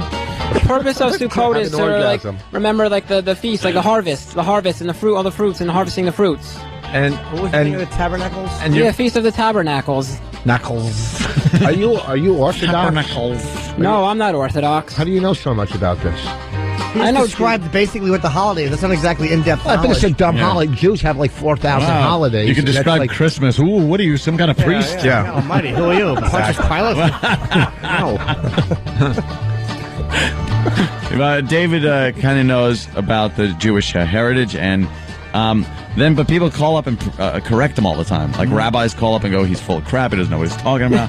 But then they just repeat what he said. So I kind of have faith in his faith. I think he's onto something. You got this one right. What's the next Jewish holiday after this? Yeah. Well, it's technically Sukkot and Tuesday night at sundown, but then Wednesday's a different holiday. What's up with you guys? What? Yeah. What is it? Purim, right? No, Purim's not until April. Oh, sorry. March. All right, what's the next holiday we have? On Wednesday is ends the high holidays with the final holiday. And what's that? It's called Simchat Torah. God. Oh yeah, that's the wild one. What is that? That's the wild one. It's one where you dance. You dance in the street. You carry a Torah and dance around in the street with the Torah and dance in the streets. Really? That sounds really fun to watch. Yeah. That's exciting. Bunch of zealots. Because now you're celebrating the fact that the suffering is over. Sounds like Freaknik without the gunfire. No, it has nothing to do with that. No. No? No. What is it? It's celebrating the fact that it's celebrating the fact that for the Jewish religion, every Saturday when you go to temple, you read the next chapter in the Torah. So on Simchat Torah, you finish reading the Torah, and then you start reading it all over again from the beginning. Is it that good? Is it a good second read? So you're starting that you're celebrating that you're starting to read the Torah all over again from the beginning. He's so Jewish. You know when you go to those like white supremacy gun ranges, his is the face that would be on the target. Wait a minute, why are they dancing around with raw sushi? Who said raw sushi? I did, and I'll tell you who also wishes he didn't say it. Yeah. And because you're commemorating that you're reading the Torah from the beginning, you're happy about the Torah. So they go in the streets and they dance around. They have big parties But dancing are the Torahs. you really happy that you're reading it again? Yeah, boo. I'm happy. I'm sure happy about it. That's why I go around and dance around with the Torah. I'm sure happy. Are you? Most people are not happy they have to read the Torah. Most people aren't happy they have to read the Bible. Or carry the Torah. They're pretty big. But at night they run around the towns and dance in the middle of the street. How many times do you have to read the Torah? How many times? You have to read it every year. So that's it, Yeah, like you can once read a it. year You at read it least. every Saturday. You have to read the next chapter every Saturday. Can you get But it you on know tape? it's coming. So if you live to be 70 something, you've had to read that damn thing over 70 times. Well, you go to temple. If you go to temple every Saturday, you hear it all the time and all the time. So this holiday celebrates that it's over and you're reading it again from the beginning all over again. Yuck. You went to yeshiva, didn't you, as a kid? Not a yeshiva, but a conservative Jewish school. Yeah, he knows too much for like the average. They Jew should have a walking writer the street. But punch it up or after, something. So but after it's you a dance little with the different. but after you dance with the Torah and you finish then Wednesday night it's over. The high holidays are over and there's no Jewish holiday for a few months. What do you do after you dance with the Torah? Do you just put it back? Yeah, you put it Dance back. with it? You put it back, and then the next morning you read it from the beginning. It's like a big celebration because it's the first chapter in the Torah. That's not fun, though. They make it fun. Like they celebrate and they dance David. and they have a good time. Are there hookers? No, there's no hookers. It's not fun. Jimmy, they're changing the holiday though this year. Instead of going back and starting over with the Torah, they're insisting all Jews read Jim Norton's "I Hate Your Guts." All right, from beginning to end. They're going to read that in all the temples. Yes. Every Saturday will be another chapter of Jim Norton's book. "I Hate Your Guts." What are they going to do when they finish it? Read it all over again? Yeah, that's what I'm getting at. Dance in the streets with gentlemen who use duct tape to tuck. And they're going to dance in the street holding Jimmy's book. Yes, that's what they all get chased. I have an interesting side note about Jimmy's book. Oh, a little side note. Yes, a side note.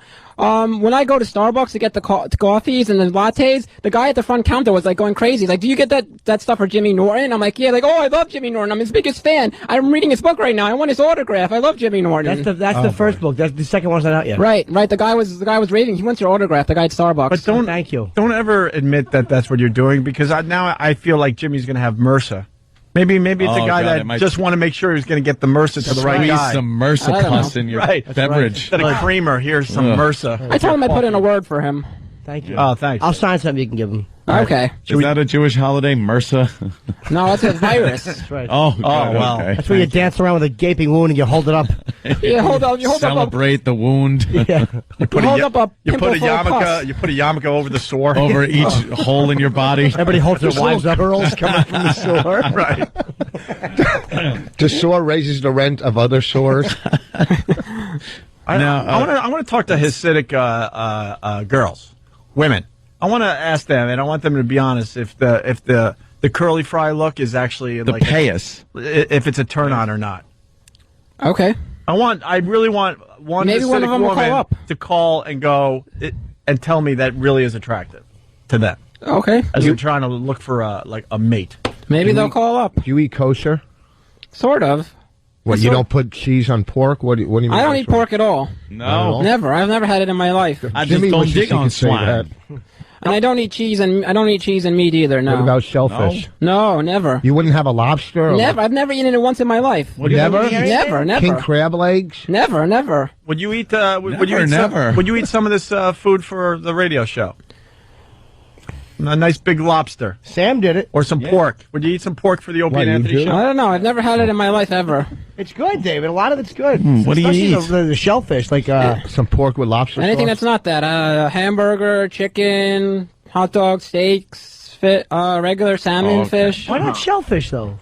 It's against the Jewish religion. But to eat why? Because it's shellfish. filthy. Yeah, It's how a come filthy you can- animal. Shellfish? Yeah, They're in water all the time. The rule for the Bottom feeders. The rule for the water animal is that it has to have fins and scales. If there's no fins and scales together at the same time, then you can't eat it. Wait a minute. But because the shellfish can't swim? Shellfish doesn't have fins or scales, so they're no good. But why? Why do you need fins? Because that's what it says in the Bible. Whenever it says in the Bible is what goes. But I know, but not necessarily. That could have been written by a guy who sold finny and scaly fish, and he submitted that. Could you Just like the rule for land animals is that it has to have split hooves and chew its cud at the same time. If not that, no good. No single hoofed. It has to be able to do the Watusi. That stinks. Split hooves and chew its cud.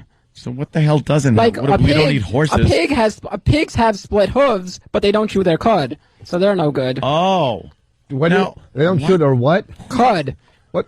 Chewing their cud is like you eat your food and you chew it, but then you regurgitate it and spit it back out. That means chewing your cud. And then you chew it.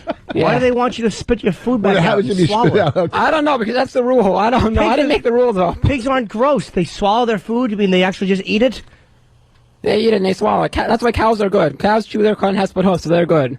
Wow, you guys are just complicated. Bizarre. There's all these rules. I don't even know. There's rules for like animals that fly in the sky. There's rules for them listen, too. This is the part. This is the part of the intern David segment where the other Jews call and say he's wrong about everything. Of course he is. What am I wrong? What am I wrong about now? Did they call collect? Yeah, they called collect. Like Arnold from Green Acres. What am I wrong about now? I don't know, but rabbis always call up and scream. We're accepting their charges. We got Donnie in New Jersey. Donnie. Hey guys, how you doing? Hey. Dave, you know nothing about Judaism, man. Once again. Okay, so first of all, the holiday Sukkot does not end Tuesday night. It actually ends like later on today, and the other holiday starts tonight. And it's not called Simchat Torah. It's called Shemini Atzeret. There is Simchat Torah. It's Wednesday. Well, Simchat Torah is just the second day. In Israel, they don't even have the second day. In Israel, there is no such thing as Simchat Torah. It's only something that's outside Israel. Well, we have that. We celebrate it. Yeah, but it's actually not its own holiday. It's just an extension of Shemini Atzeret, which starts tonight, not on Wednesday. I never said it to me. I said Simchat Torah started on Wednesday, which it does. But you made it sound like it was a different holiday. It is a different holiday. It certainly is. It's a holiday celebrating reading the Torah from the beginning. And what is it called? Simchat Torah. You know what? Somebody had a great line. It's long gone, but they want to know if that's an add-on to the Sims game because Sim. By the way, guys, you asked that you wanted to know some stuff about the Hasidic girls. Yeah. I know some Hasidic guys, and, I've heard from them what happens when they get married. Uh-huh. Okay. Hasidic girls, in the Hasidic community, they're, like, ultra-sheltered, and they don't hear anything about sex when they're younger. Uh-huh. And a lot of these girls, when they get married, these guys, they go out and they get, they look at a lot of porno, watch the movies and stuff, and, they get into some, all the sick stuff, and then when they get married, I hear from a lot of guys that they are able to convince their wives that a lot of this, crazy stuff is actually the norm. Wow. And then they have, the most amazing sex lives because their girls will do anything for them because they think that's the normal way it should be. Hey, that's Simchat Torah apart. Yeah. Hey, there was a place on 78th Street where Hasidic females went to get clean. What is that deal? The mikvah? What is it? Oh, hold on. What is it? The mikvah? Yeah, the mikvah, yeah. Yeah, what's the deal with that? Basically, that's like, certain times of the month when a woman, right. that she's not considered clean. So basically, after she's done with all that, then she's got to go to, the ritual bath to, cleanse herself. Clean that thing up. Can't do that at home? No. Yeah. God, this religion doesn't give you any time to go to the movies. Yeah, you dance. You're always doing stuff. Dancing, cleaning yourself. Suffering, cleaning, dancing, reading, repeat. Yeah. All right, thank you, Donnie. No problem. Take care, guys. Look great. When they empty out the tubs, it looks like the elevators in The Shining. Christine, Virginia, I feel like this bit has been chewed up, spit out, and shoved back down the listeners' ears. All right, let's do kosher sports with intern David.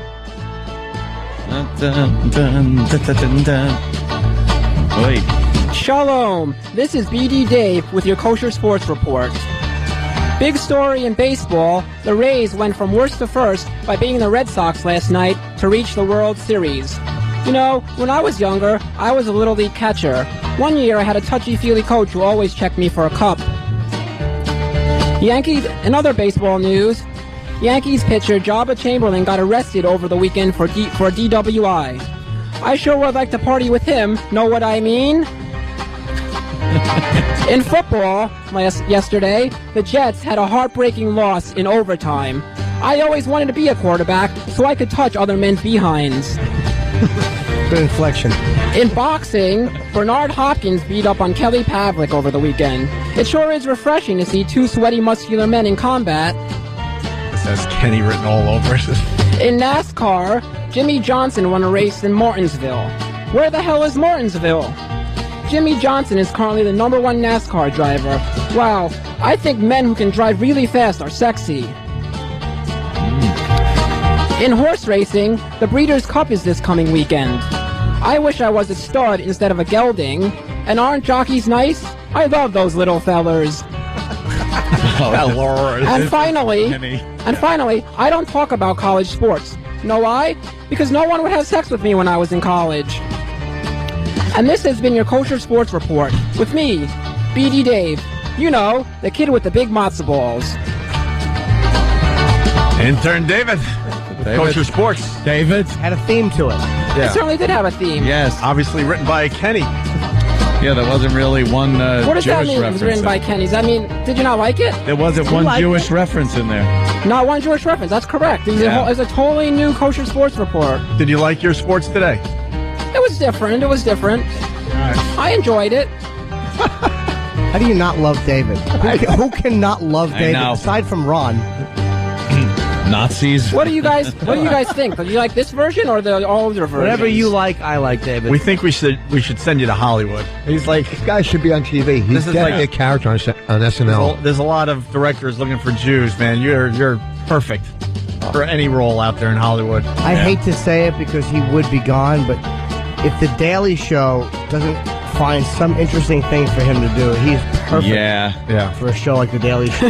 Definitely. All right, David. They're all Jewish at The Daily Show anyways. Jon Stewart is a Jew. Very much so. Yeah. I've yelled at him in the street. Yeah. Oh, you have? No. Oh, okay. David, I haven't. That'd be funny if you did. Yeah, it would be. All right, David. Thank you so much. Intern David, Kosher Sports. We're going to take a quick break. Continue with Rich Voss, who's where? Funny Bone, Virginia Beach, October 22nd through the 26th. Well, this is a surprise. Someone messed up, but we're fine. We're very happy. It's the Opie and Anthony Show. We got Rich Voss in the studio. We did not know Mick Foley was coming in today until 5 minutes ago, but we're going to show you how professional we are, Mr. Foley. Well, thank you, Ope. An old friend of the show stopping by. He's responsible for some of the best radio we've done in many years. Mick Foley was the matchmaker that got Jill and Anthony together. Oops. The famous Antolini thing. Well, things happen, Mick, and you heard the ending to the saga, right? By now, I heard it was not an especially good one.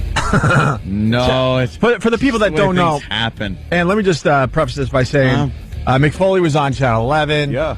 He got interviewed by Jill, and then Jill gave you a message to bring over here to Anthony, and you happened to do our show next.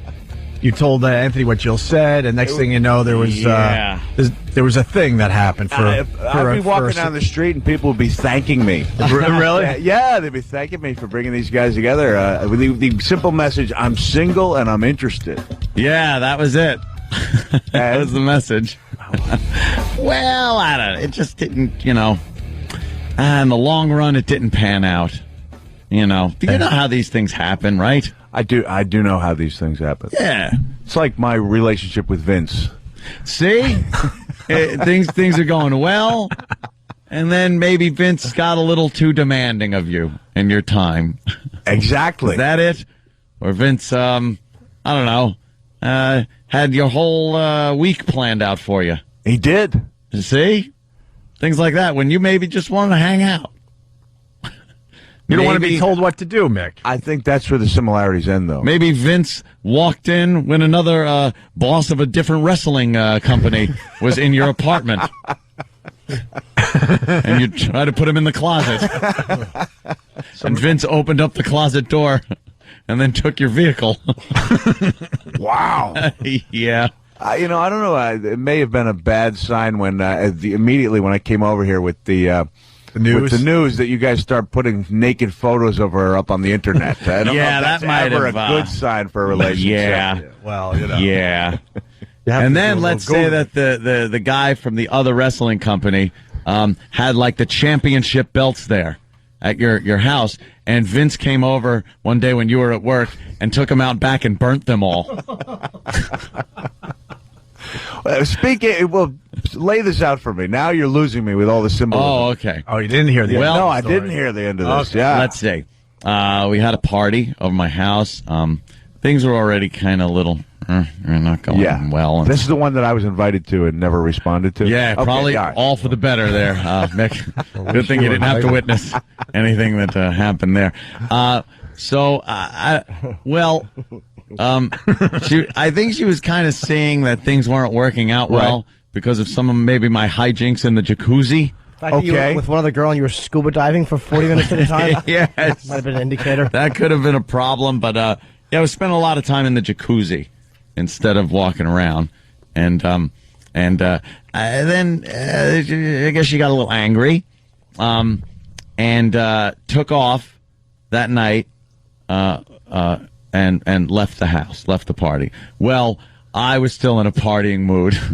So, and you know, who wants to be alone at a party? So, a lovely young lady joined me upstairs, and who knew that at about 7:30 in the morning, on my locked bedroom door, I'd hear a knocking and Anthony open the door. Well, yeah. So, I quickly told the girl that was with me that perhaps she should get clothed. So she went into my big walk-in closet and started to get clothed. I opened the door, and we started this discussion about, you know, what I was doing, why was the door locked, blah, blah, blah. And so she was walking around the room and opening various doors, and, just like Let's Make a Deal, she hit the right door. And there was the girl just standing there kind of going, hi. So she inquired as to how long she had been f***ing my boyfriend. So the girl was honest. Told her, about 3 weeks. See, the girl should have said this is the first time. Well, you know, that's been a point of contention or that. But in the long run, it didn't really matter. Because then everyone left. And then it was just me and Jill left in the house to discuss things for a total of 5 minutes. And then Jill left and took my Escalade. Just drove off in it, leaving her car there and taking my Escalade. Now, I didn't realize, but my keys were on the key ring and everything. So I went to work the next day in another vehicle, and she returned to the house, went inside, grabbed up this other girl's clothes in the closet, went out to my brand new fire pit in the back, put it in all her clothes in the fire pit with some lighter fluid, and lit it up. Lit up all this girl's clothes. This is the most somber I've ever seen. This waiting show. to yeah. No, it's not somber at all. Not only were her clothes in there, but her birth certificate was there, so she couldn't get back into her own country. All right, now, okay. What? I'm just jumping and making the radical assumption that this new girl was several years younger than Jill. Oh, yeah. She's several years younger than Dakota Fanning. Put it this way, it's illegal for her to drink in this country. Look at Similac. She came with it. Yeah, so that happened, and then she also took my Easy Pass, a computer that I think she thought was mine, but the computer wasn't working at the time. Right. I'll go into that a little more later. My pistol license, she took that. A couple other things, and then she was saying, "I'll give this back to you when you pick up my dry cleaning, which is $500, and buy me a new camera that she lost at the party." So it was kind of like, you know, a hostage exchange. Which finally I just was like, you know something, I just got to get this stuff back. So, you know, I went for it. And I do realize I kind of handled the situation, you know, a little poorly. Yeah. You know, so I'm like, okay, I'll spring for the laundry and stuff. So give her that, and then she goes, "Oh, so that's your laptop?" And I was like, "Yeah." She goes, "No, it isn't." She goes, I had a computer forensic person go over the hard drive. Wow. Yeah. Wow. Not only that, then I was looking over some American Express bills that were in the pile of things that had to be filed, and certain things were circled on them, like restaurants and hotels. And then there was a little arrow and words. That's her. There you go. She's on. Little arrows and words that said, so, were you out with one of your whores on this night? But she looks so nice. I'm looking at her on TV. Tell them about the rabbit she cooked. Yeah, well, we were all waiting for that, but no, there wasn't any cooked rabbit or anything. Oh, is this a good one? No, turn it over. I wrote it over. Oh, okay. Just helping you. Oh, yes, You missed in key the part bag. of the story. Yeah, in the bag. That she burned. Where the girl's clothes, her birth certificate, and her grandfather had passed away. Okay. And they divvied up the ashes so that the various children and grandchildren could take the ashes to maybe a special place and dispose of them. That way the grandfather would be like, all of my loved ones can then put them somewhere special for their own place, and I'll be in various happy places in my afterlife. I assume this guy now resides in my fire pit. Yeah, now he's got ghosts. Yes, thanks to you, Mick. With burnt cartons for beer and cigarette butts, and and the wires from the bras. Yeah, and a lot of underwires. Yeah. It just, needless to say, it ended a little iffy. You know, it was kind of a little ugly. I'm so sorry. No, don't be. It made for great radio. It's going to make a fascinating book. And once I got my stuff back, and our stuff back, I might have gone on the air and said a few, nasty things. Wow. I might have. Well, which I won't get into. I just had this. Enola Gay didn't unload as nastily. And it all started because of you, and that's why we're retelling the story. I have this feeling next time I run into Jill somewhere, I'm going to be like Chief Brody when he gets smacked in the face by the grieving My mom son and is John. dead. I wanted you to know that. Yeah, it's like, hey, what happened? I was trying to close the beaches. Make sure you wear a tie with little anchors on it. Look, my son was in that water too. Just do what you do best. Sign the paper. Basically, what Ant's saying, you owe him for about 4 sets of sheets. So if you can leave the money when you leave the show today, that would be greatly appreciated. Because, next time somebody asks me to get involved in their personal life, I'm just stepping off. Way out of staying it. away. Yeah. I like the long-haired Mick Foley. He's back. Yeah, your hair grows fast. It does. Damn. Yeah, thank you. Yeah, that's good. I like the long hair. The little crew cut was a little much. The crew cut was 5 years ago. I was here 3 months ago. My hair was about exactly the same Really? length. Yeah. it kind of was. I'm like, what are you talking about? I don't remember crap. It's all right. Mick Foley's promoting TNA Impact, and you told the story on our show, which was awesome because we got some nice national publicity. All the wrestling sites went with our interview with you, where you were telling the behind the scenes stuff with Vince McMahon yelling in your headset as you're trying to do the matches for him. Yeah, you guys broke it because I was on strictly to sing "Happy Birthday" to Sam, and I was kind of keeping a low profile, very low profile until we were allowed to talk about it. And you got me when I had a lot on my mind and hadn't had anywhere else to talk about it. Yeah. Hey Mick, how did you escape the brain damage? And I say this because we had Bret Michaels in here the other day or last week. It was depressing. The guy is not the same person. Oh, really? You're talking about the sick. What? No. Hart. Oh, Bret Hart. Oh my God. What am I saying? But Bret also. Bret Hart. He had a stroke also, and that caused him to just think a little bit slower. But we've had the Iron Sheik, and we've had Superfly. There's a whole list of these guys that we've had on the show. Let me tell you quick. There's a little difference though between the damage I took and some of the Superfly's damage was substance related. They were on CBS, right? I was never a big proponent of the F-bomb anyway, but I'm going to tell you this, kind of PG Superfly story. When he left WWE at the height of his popularity, came to AWA Wrestling, and it was a big catch for AWA, but they didn't realize the Superfly apparently had some baggage associated with him, and so Greg Gagne runs over his dad. He goes, "Dad, I don't know what to do with the guy." And Burns says, "Well, what do you mean?" He says, "Well, he's effed up." And so all of a sudden, Snooker hears that. He goes, "You think the Superfly is effed up? You think the Superfly is effed up?" Then the way The Rock told the story to me, he says, the Superfly goes into a stall, and you hear, chopping sounds followed by, long snorting sounds, impossibly long. And he walks out of that stall, and his eyes are, on fire, and he goes, "Now the Superfly is effed up."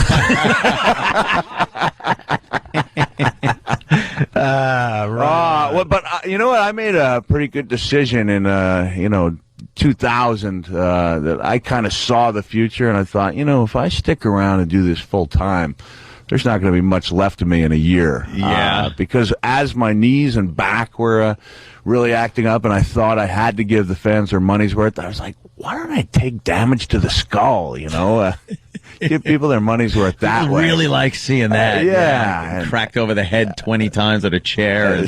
So it was weird because you need to know what you don't know. You Yeah. understand? And I realized that about the third time I drove a half an hour past my house that, where am I? But if you guys get hurt, it's just bad choreography, right? I mean, No, well, you know what? It's especially when the ratings war in wrestling got really tight. We had to give the fans more bang for their buck, and it was weird because when it was portrayed as being legit and real, you could actually get away with more. But once you start saying, "Hey, this is we're entertainment," people start looking at it closer. So on one hand, it was good for me because all of a sudden it was like, I get it. This guy doesn't suck. He's really good at taking some real hits. Yeah. And especially with VCRs, guys could now, obviously now it's DVDs, but guys could slow-mo and look at things and rewind them. And I was the guy like, how do they do that? Okay, I see how they do that. I was always intrigued when I couldn't find a loophole in somebody's style. Yeah. And I was like, I want to be the guy who doesn't have any loopholes. So it seemed like a good idea. When 19 years old, I was like, that's a good idea. And then as you get into your 30s, it's like, man. Yeah, you would just legitimately throw yourself from heights that are ridiculous, just taking hits to the head that, I mean, how are you not knocked unconscious every night? Man. Some of those hits you took. Yeah. You had to be like, wow, that was a good one. I am really like, I got the little birds flying around. I have birds a lot of times. I mean, I was just knocked out the one time, which was Hell in a Cell, but there were lots of little birds over the years. Lots. And they started becoming more regular. And at the time, it was kind of like this, macho thing that you didn't want anyone to see, and you're bringing up your hand to block a shot. As if seeing this steel object approaching your skull at high speeds, it should not be deflected at all. Yeah. It's just a natural response to put your arm up. And now when I see guys, I hope they bring it up. I bring it up. How do you avoid the steroids? I assume you did for the most part. Bret Hart was talking about how you guys were just lined up. Backstage, there was a doctor that was just pretty much giving him whatever the hell he wanted. That was before my time. I mean, a lot. I cleaned it up a bit when you came out. Nick was putting steroids in donuts. I went the other way. Notice how I just assumed there's no way you could have possibly ever been on steroids. It's a good assumption, man. Dude Love did not look like you. You know what? I mean, it was nice when everybody else was looking a certain way. It kind of opened up the door for something that was entirely different. So I realized, first of all, nature wasn't cooperating with me at all. The rumor was that I didn't work out, and the truth was I worked out hard. I just never had anything to show for it. And I just, I thought about it when I was like 19 or 20 when I saw that's what everybody was looking like, and I just thought, maybe I could go a little different direction, but I don't know if you could ever offer up what I did in the ring as being the healthy alternative to taking any kind of substance. True. So, and I understand that, guys maybe felt like their jobs depended on it, and maybe they did, back in a few years ago. But it's good now that you see guys of all different shapes and sizes. Some of the rock hard chisel physiques aren't there anymore. I don't think people care. We still look, the guys for the most part still look better than the average guy out there. We've seen. Okay, Jay. I was going to say, you had the kind of niche where you didn't have to be one of those guys. You would take such abuse that it didn't matter if you had Triple H kind of a body or anything like that. It was just great to watch you get the crap beat out of you every night. I'm trying to think of how I can segue this to promoting the TNA show without it being so. That's true. We will get to that. We're just delving into the past a little bit, and then God forbid we talk to you, Mick. Jeez, can I just buy a commercial on our show and then scram?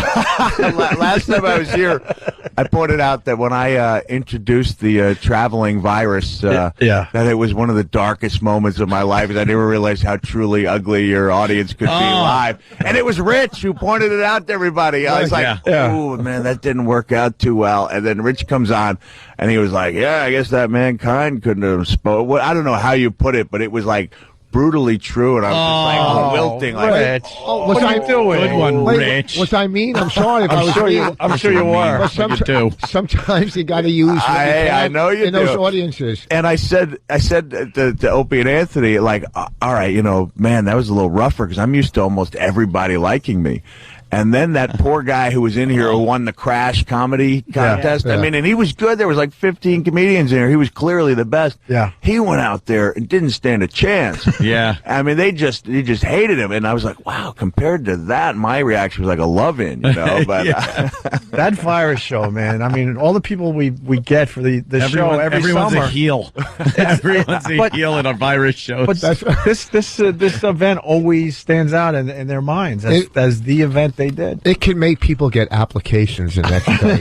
It really, it's just terrible. Awful people. I wanted to give you a compliment based on what Ant was saying about all the crazy stuff you did in the ring. What I loved when you were wrestling was to see the announcers go out of character and basically go, "Holy ass, what is he doing tonight?" Yeah, they weren't acting anymore and really pushing the action. They just stepped out of that role and they were real human beings. Like, this is insane. Someone's got to stop him. Yeah, I mean, he's going to kill himself in the ring. That famous cell match when JR made that call, good God, he's been broken in half. It was like that wasn't a scripted line. No. That was him just saying, what the hell is wrong with this guy? The TNA Impact, Thursdays, 9 p.m. on Spike TV. It's live this week. It's live, live from Vegas, and it's going high def. So this is, it's a big deal. I mean, you guys are kind of busting on me for leaving WWE. You listen to the show? Listen, I made an analogy here, okay? Yeah. Now, clearly, you guys know that when someone goes out and publicly states that they like your show better than Howard's, they know they're never going to be invited back on Howard's show, right? Right. And there had to be frustrating for quite a while. You guys knew you had the better show, and you couldn't crack through like the public consciousness, right? Mm-hmm. All right, same thing here. We feel like we've got not bad, right? This. Sucking up to you guys in order to make my point. All right, now we're on the same page. All right. I had watched TNA since they went on Spike a couple years ago, and at first, for several months, it's like, there's no way this is going to work. And then things started to, I started to see a little more character development. They were adding guys like Kurt Angle to the roster, and more importantly, they weren't losing guys, when their contracts came up. Right. So I think there's a sign that, hey, not only are they getting guys, but when contracts come up, even when WWE's making the better offers, guys are staying put because they like the atmosphere. Well, speaking of that, TNA Impact, just give us the roster of some of the guys that people know out there that are now wrestling for TNA. It'd be nice if I actually had the roster. But you got Kurt Angle. Yeah, you got Kurt Angle and Christian Cage and Booker T and Kevin Nash, who are all a huge part of WWE. And then you got guys like Samoa Joe, who I always felt an affinity for because he was a guy I really pushed for at WWE, and they didn't think he had the physique for it. So you got Joe and AJ Styles. You got all these guys making up the X Division who do these wild, amazing things. Isn't Sting part of that, too? Sting is part of it, yeah. Sting was a guy, who was my first real mainstream opponent in the early 90s, and he's back there, and you kind of see guys who really are enjoying themselves because they're not on the road, 25 days a month, traveling through different time zones, and it's, for me, it's honestly, and you can look at me, Anthony, and Norton, you can look at me. I'm telling the truth here. This is the most fun I've had since since 1999, 2000, when I got to do a lot of stuff on my own. The WWE show's been so tightly controlled in the last few years that it really wasn't fun when I was there. Aren't you guys doing something on ice around Christmas? And for the record, Nick looked very unhappy and sad when he said that. I don't know why he comes back. It's very depressed. But TNA is on Thursdays at 9 o'clock. Yeah, you got Booker T, too. And someone I used to love, I forgot all about, but he's on TNA, is Jeff Jarrett. Yeah, Jeff's one of the founders. He's hilarious. He's good, and he was instrumental in bringing me in there, and I'm just, I'm really thrilled to be there. Cool. Where are your kids with you these days?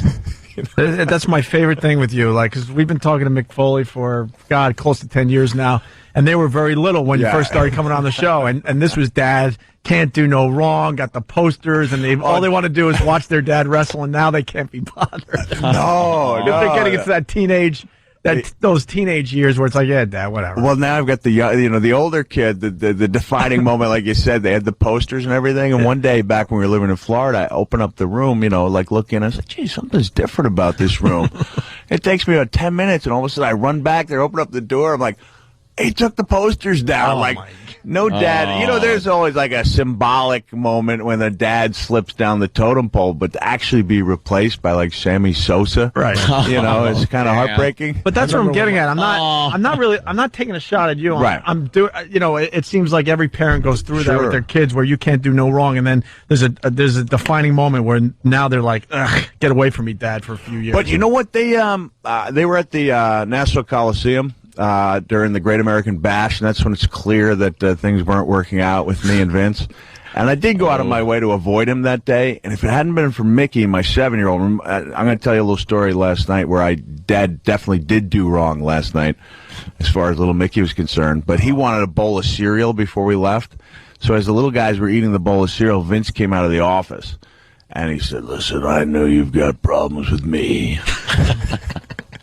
And we had a very intense, and not exactly cordial, but it was never got loud. But it was a pretty intense conversation for like 20 minutes. I think the fact that my older kids saw me like standing, toe to toe with this larger than life billionaire and not giving ground made them. They understood you could like earn respect in a quiet, understated type of way. Yeah. That's great. That's such a shame. You did so much for Vince and that organization. But you know what? It was great. It really was great. Most of the time was great. But I mean, Vince. I think part of the reason that I got the feeling he was a big Bush guy, and I think he liked that idea that I'm the decider, making these decisions, and I would sit in these production meetings, and I would see Vince make split-second decisions that would either make somebody's career or almost end it, and then I would have to walk out, and I'd see some poor guy like, hey, how you doing, Mick? I'm like, I'm doing good. Dead man walking. But in my case, I went out there last year, and I gave it was almost like my traveling virus moment in WWE, like wrong promo in the wrong crowd. They've been sitting there a long time. And I don't have proof that was the moment, but I know that I was pulled from the roster when I was supposed to have like this great storyline starting 1 week or 3 weeks after my book came out, the Hardcore Diaries. And instead, I got sat down the day after Mania and said, Mick, we're going to have to repackage you. You're not connecting with the fans anymore. So my editor calls me up, and she said, I thought you were going to be on TV. And I said, they said they have to repackage me. I'm not connecting with the fans. And her statement was, not connecting with the fans? You're number 6 on the New York Times bestseller list. Like, it's like this alternate universe where facts don't seem to matter. It's all about split-second decision making. Some tells me the audience is probably different readers. And you're saying I was appealing to that percentage of people who were reading. Probably weren't there that night. They were home reading your book. Yeah, that sucks. But it was. Yeah. You guys are trying to get me to say something bad about Vince on the phone last time. Oh, right. You're trying to. Yeah, and honestly, I told you that. And part of the reason I got out when I did was so that I could sit back and kind of laugh about it. Because if I had re-signed, I'd be miserable right now. Yeah. I'd just be. It wouldn't matter how often. It wouldn't matter if it was twice a year that he really got in my ear. I'd be waiting on it. I'd be like that poor abused wife. Like the anticipation of the next punch in the eye. Yeah, and you never knew when it was coming. You do the good low Vince voice, doesn't he? He's got that one down. Yeah, not the yelling Vince. Yeah. Got a problem. That's really a good low volume Vince. But you seem very happy, Mick, and things are going well with this TNA Impact. Yeah. Thursdays, 9 p.m. on Spike. It's going live this week, too, which is cool. It is for the first time. You want to hang for the rest of the show or what? Cheech and Chong are coming in, right? Yeah, you can hang with us and, I think I've got to do some interviews, some stop. phoners. I'll hang for a little while just so I can be around those guys. Yeah. Yeah, it would be smart for you to hang because if you leave, then we're going to talk bad about you as soon as you leave. All right, no, I don't want Opie, could you Just like shut up. I think we're confusing the listeners. We actually adore this guy, but that's why we take our little shots, because we feel like you're one of the guys, Mick. Can I just tell you the quick story about the 7-year-old yesterday? Oh, yeah. I mean, That's another serial story. no. This is the.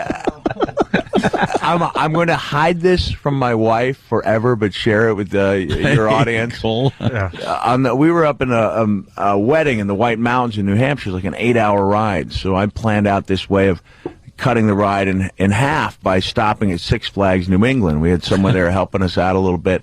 And Mickey, he starts getting agitated, like, this is boring. Meanwhile, he's been on a couple cool rides. And so I say, all right, well, the last ride we do is Superman. Superman's rated the top steel roller coaster in the world. And I get on with my daughter, and it's embarrassing because they're letting me get to the front of the line. There's nothing like that feeling of realizing you guys wouldn't know this feeling. You don't fit. Now that you've cut the line and you get in and you don't fit into the coaster. And I see little Mickey, and I said, do you want to go? Oh, no. And he just made the height limit. He's tall for his age. And I'll tell you, there was polar opposites between the way he looked when he embarked on that ride and the way he looked when he finished that ride. And as he was, going up that 210-foot hill, I'm like, this was probably not a good idea. No, yeah. And the poor little guy came back. He was like the guy in Planes, Trains, and Automobiles that John Candy spoke about, where he put his kid in the funeral, left his kid in the funeral home for. Kids are resilient; they'll snap out of it. He just had those eyes, like. Was he terrified? He didn't complain about being bored the rest of the way home, but we waited and we got that photo. I wish I had the photo. Just sheer terror. Nice. Listen, we got to take a break. We got Cheech and Chong, and they're here, and they got to be out by 9, so we really should. Right. But stick around, Mick. I will. Yeah, I sure will. We want to play the Superfly Snuka ID did for us going to break. We want to rip this thing apart, but I don't know if we have time. But we'll at least play it for everybody. Okay, Opie and Anthony. This is the Superfly Jimmy Snuka, and you, and you're listening to Opie and Anthony. This is Superfly Jimmy Snuka, and you're listening to Opie and Anthony. It's the Superfly Jimmy Snuka, and you're listening to Opie and Anthony. Superfly Jimmy Snuka on your radio dial. Yeah. We're back with the Opie and Anthony show, and safe to say that we're all very, very excited. No offense, Mick, but these guys, I grew up. None taken. I grew up listening to their CDs. They're some of the first CDs. I mean, the hell are they ahead of their time? Well, I'm trying to make believe I'm, younger than I am. I mean, the albums and the cassettes. I couldn't imagine the big bamboo paper and a CD. That'd be a little odd, folded. A little small. Yeah, a little small, just regular size paper. It's Cheech and Chong, everyone. Hello. Hey, please sit down. Welcome to the show. No offense taken, because honestly, you guys asked me to stay, and I thought if I crossed paths with Cheech and Chong and they found out that I could have stayed and opted not to, that it would be a sign of gross disrespect. You'd have to send guys after you, man. Your kids would take our poster down, too. I don't like the fact that Mick acted like we asked him to stay when he goes, can I stay when they're here? Phony.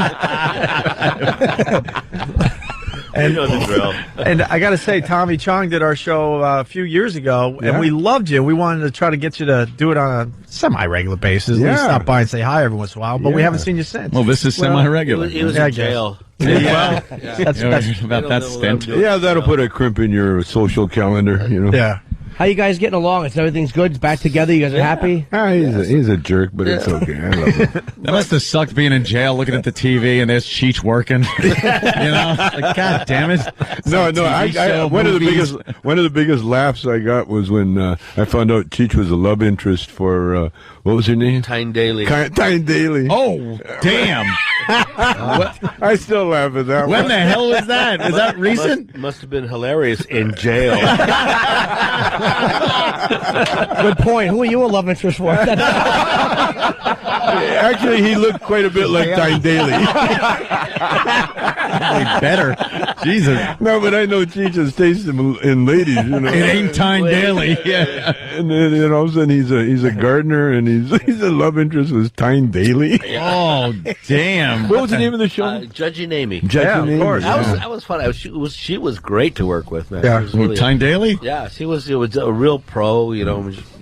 Really, really good actress. Can she take your teeth out? I put them backwards. God damn, I remember she was in like a Dirty Harry or something. I saw that the other day, man. It was and you're like, young Tyne damn, Daly. she's young and it still ain't working for me. But she's working with all the sex goddess, you know. Yeah. Betty White. Betty White. Tyne Daly. Betty White was the first person I ever saw on TV when I was a kid. She was on a local L.A. dance party thing called Make Believe Ballroom with Al Jarvis, and she was 19 years old. Wow. And had the hugest rack. Really? Yeah, at 19. She just graduated from Beverly Hills High, and she was this, like, bubbly little Betty White. She's a dirty woman. Oh, yeah, man, she's like filthy. She has anything about sex. She's Yeah, on. yeah. Yeah, she's got the great sense of humor. Really Worse than Cloris Leachman. You guys been watching Cloris? She's crazy too, yeah. Cloris, she's the only, you know, she's a female, but you don't want to look. You know, she shows you her titties, you go, okay. Yeah, I can put those away. Yeah, put them away, Cloris. How old is she? She's showing off her 82-year-old cleavage on that show. Just fold them up and put them away. No, actually, they're real too. You know. Really? She was sexy on Mary Tyler Moore, though. Is Phyllis? Oh, yeah. She really looked. Yeah, Cloris, She's kind of a hoary character. Yeah. Remember the movie, The Last Picture Show? I didn't see it. Yeah. With Bo Bridges. Yeah, Ooh, Sybil she was Shepherd. hot there. Yeah. She was the other woman. Cloris Leachman was. Yeah, she was the other woman. She was a Miss America at one time. She has such a sexy last name. Yeah. Leachman. That's just awful. Yeah, well, Leach not man. the chorus is knocking down the doors. It was a nickname. Not going to hear that name in a strip club anytime soon. No. Ladies and gentlemen, making her way to the stage, it's Cloris Leachman. Give her a big hand. Now, girls. It's only a stage if your real name is hepatitis. So now you guys back together, right? Yeah. On the road, taking it on the road. And what are you doing? New stuff, or are you going out with the classic material? We're like the Alzheimer's show. Our show is brand new to us. We haven't done it for 30 years. 30 years, yeah. So it was brand new. Damn. Yeah. But it was like we never left. I mean, it was like we've been off for 30 minutes. Really? Yeah. It was. We never even rehearsed going back. We just kind of talked over one bit and then went on stage, and it was like, okay. Isn't that something? We actually sat. We put. I got a couple of chairs in my backyard. We put the chairs together. like we sat next to each other and looked at each other. And said, "Oh, okay, let's do it." Yeah, we're back here doing this again. We're good to go. You know, because we were improv comedians, so it was like, well, whatever he says, answer that. Yeah. You know, Well, it would be like you guys rehearsing. Yeah, we don't rehearse. You're right. You know, you don't. You show up. Yeah, we should prepare. We don't do that either. No, we don't. We never did. Are you guys doing clubs or theaters? Theaters. We're going to be in Westbury Music Fair. Funny you should ask. Westbury Music Fair Thursday and Friday. Yep. This week? Yeah. This week. And nice. we're going to be in Radio City Music Hall in January. Damn. So come and see us there. And we're selling out everywhere. Of course, man. Yeah, you got to go to CheechandChong.com, see where they're playing, and get a ticket immediately. Yeah. The people have been waiting for this one for a long time. It's amazing. I mean, Yeah. in bad economic times, we're doing really well, and we haven't been on stage in 30 years, and we don't have a record or a movie, a TV show, nothing. But we got a history. We got a history. Yeah. That's what's And I got a record. Yeah, you got a record. Yeah, well, different kind, but. Here's how I got a record. And what kind of audiences are they? The amazing thing is the majority of the 80% of the audience is between 30 and 40. Wow. And they're all like, they're crazy. Yeah. I got to tell you, I tried to do some political humor in Detroit. I got booed. They didn't want to hear any. I don't want to hear that. They don't want to hear any political stuff. And they're sex like and half drugs. and half McCain, half Obama. Yeah. And we had McCain supporters there. That's how crazy and retarded our audience is. What are they showing up for? Yeah, but they're Cheech and Chong fans. But you know, they're you would nuts. think they'd all be Obama guys, right? Well, you would think, you know, but no. It was said in the day that we were middle of the road dopers. Yeah. And that was the norm. And it's true. That's what we were. So, you know, all of a sudden we'd be on stage and you could see changed from city. All of a sudden, we get to Detroit and Indianapolis, and we say, "Yeah, Obama, boo." What are you doing here? You got to be enjoying the hell out of this election, though. This is a weird one. Oh, I love it. I love the whole. I love McCain. He's such a retard. whatever Obama says, whatever they do wrong, McCain blames Obama for it. It's your fault that the economy's in the mess. Because you pelled around with a terrorist. He's just barely restraining himself. You can see just. McCain. He wants to say the N-word so bad. He got as far as that one, but we know what he meant. We said it behind closed doors. You got to think that word is a fly. Can you imagine? It's got to be. McCain campaign headquarters when the door shuts. Oh, that'd be a great one. What about after they sweep for bugs? Just yell it as loud as they can. What about Sarah Palin? Oh, I'd love to hear that conversation. About the Republican Party talking about who picked her, whose idea was that? Because weird pick. She draws the crowd, but so do strippers. Tina Fey does such a great impression of her. We just cracked her wide open. And then Obama will go, and she has made her a caricature, right? It's like you don't even take Sarah Palin seriously because of Tina Fey. No, because exactly. Well, how can you take her serious? I mean, what? She's really smart. I mean, who run in Alaska? Yeah. Oh, yeah. It really takes a brain to run. Have you been to Alaska? I hate Alaska. Never been there. I've been there, of course. Like the sun doesn't go down in the summertime. Yeah. So you got people walking around that should be in bed, and they're carrying Sarah guns. Palin, 5 kids. Yeah, they're carrying guns, and they got that look in their eye, And when they mine for gold, they take a pressure hose, and they just destroy a hillside. That's called mining for gold. That's how they mine for gold, and it's weird. I hung with some of the police up there, and they're Native American police. In other words, the guy's sober. That's why he got the job. And they're nuts. They're crazy. And she's the mayor, the governor of the fine state. Yeah. Were you hanging with the police of your own choice, or criminals and police get along really well. Yeah, my dad was a policeman. Yeah. Really? Yeah, LAPD, 30 years. Really? Yeah. Are you still selling merch after shows now? Like, what do you do? Oh, sell big time. Yeah. So we were big in them. We never had our merchandising together ever before, Never. And now we have it together. Boy, we're selling. Would you probably kick yourself in the ass for not years ago? Not really. No, we were never a money. We were never in it for the money act. We were in it for the drugs, basically. Just for the drugs. If you made the money, that's what it's going to get spent on anyway, right? Yeah, exactly. Your wife gets it anyway. We get an allowance. But you know what I am selling? We are selling. Like I got a couple of things. AKA Tommy Chong. It's a documentary about my time in jail. And so we're selling that at the gig, on a CD. How were you able to? Any video or? No, it's a video. Like surveillance? What it had? Yeah, it's got all that. Yeah, it has. They got video of you. The government had to give me the evidence, that they had on me. Oh wow! And so we made we made a video of it. Oh, wow. And it's a great Chong gone wild. Yeah, it's Chong. But they didn't show the one where the undercover cop talks to me.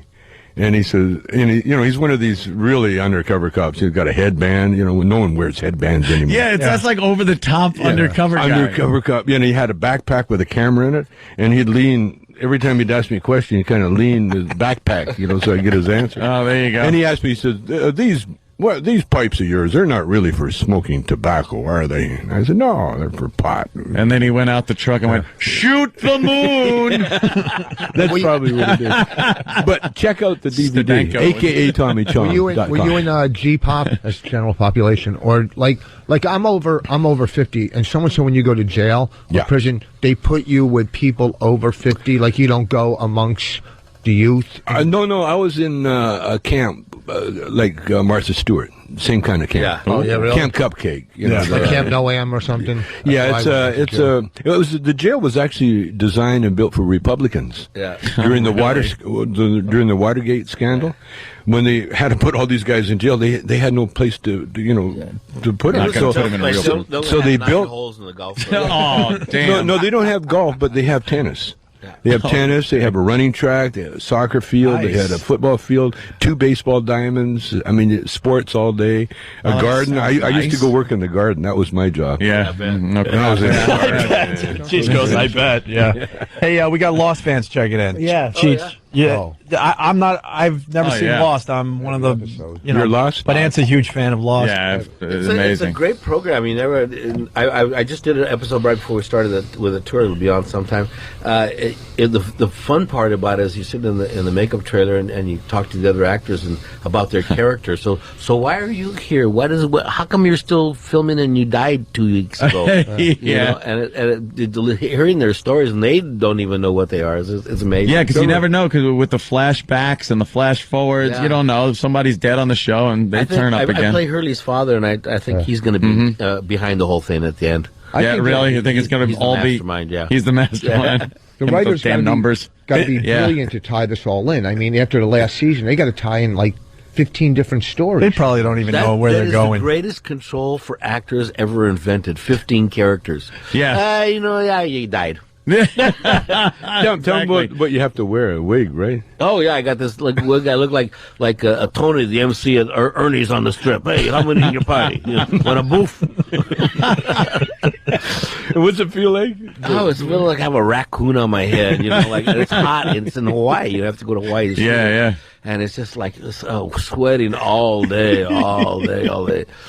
But one of the best characters I've ever seen you play was Dusk Till Dawn. That was hysterical. Oh, that yeah, not the Border Patrol. Although the Border Patrol, you were good. What's going on in there? Like you put on some kind of a hick accent. Yeah. But then no, the guy at the door. Oh yeah, you know what it is? He actually had a name that I never found out till. Really? Yeah, his name was Chet Pussy. Really? I don't know why, but there it was. Yeah, wow. Who knows why? His name was Chet. You come in and just get popped in the face. Fantastic. It's really fun working with Robert Rodriguez. I bet. He's a really fun guy. Is that your wig right there? That's it. Oh my God! We got to get that up on our website. That is horrific. Hey, oh my God! Hey, how many in your party? Yeah, exactly. Yeah, guys, give him a booth. Maury's wigs don't come off. That's hot. That thing is hot too. I can't wait to get it off. Yeah, when I was on the 70s show, I had to wear a wig too. Oh right, yeah, the long hair and. When they had the rap party, the final episode, I was so glad to get rid of that. Oh God! Have you guys done any TV to promote too? I know you've done some radio. Are you guys doing any of the major shows? They film any of the stuff? So far, no. Have we? No. On the girl show, a couple of talk shows that aren't going to show until Chelsea later. Handler, we did. Oh, okay. Yeah. We're on Chelsea. Yeah. You don't get yelled at sometimes. The glorification of drugs. That we get was that. Here. No. Shut up. I'm like a designated go-to doper guy. Yeah. Or MSNBC. Yeah. And I was on a couple of times with Contessa Brewer. Is that her name? Yeah. Contessa.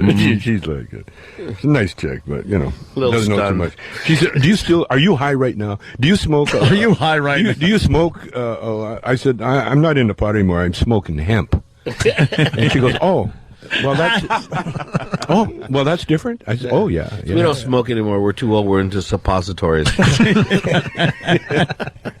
Yeah, more fun. So you guys should be filming this whole tour. I hope you are. You should be filming the shows and filming the behind the scenes. We're going to have stuff. a DVD. We started out filming it. And then it was like we were looking at a reality show and all that. Then we looked at it. It's too much work. Are people taking bets? Because like Van Halen, the tour was great. Everybody thought there was going to be a meltdown. Or people think you guys are going to make it? I don't think so at this point. Because we get along fine. We're having fun on stage. Yeah. We do stoner humor. Yeah.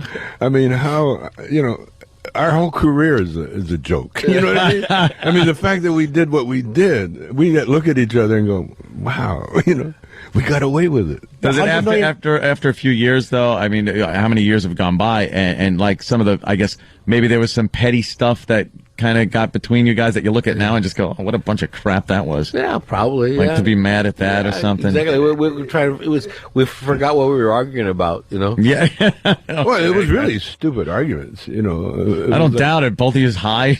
But can't carry on a conversation high. Like, what were we just talking about? But the way it worked, it was he would suggest something, and I'd go, no, that'll never work. Then 10 years later, I'd suggest the same thing, and he'd go, nah, that'll never work.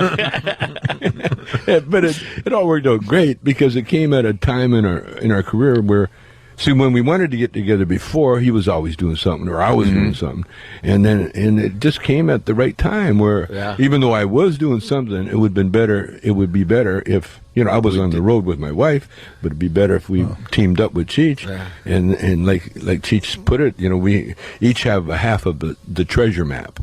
Right. It only works when they're and access to treasure without both halves. Right. I mean, it's bigger than the sum of its parts. Really, and it's amazing to see the reaction of the audience when we go out there. It was like, they never thought they'd see us. How is that? Like, what do you think? Where do you think that comes from? That you have such longevity in the business like that? When other people, like, you ain't going to see like the Smothers Brothers go out.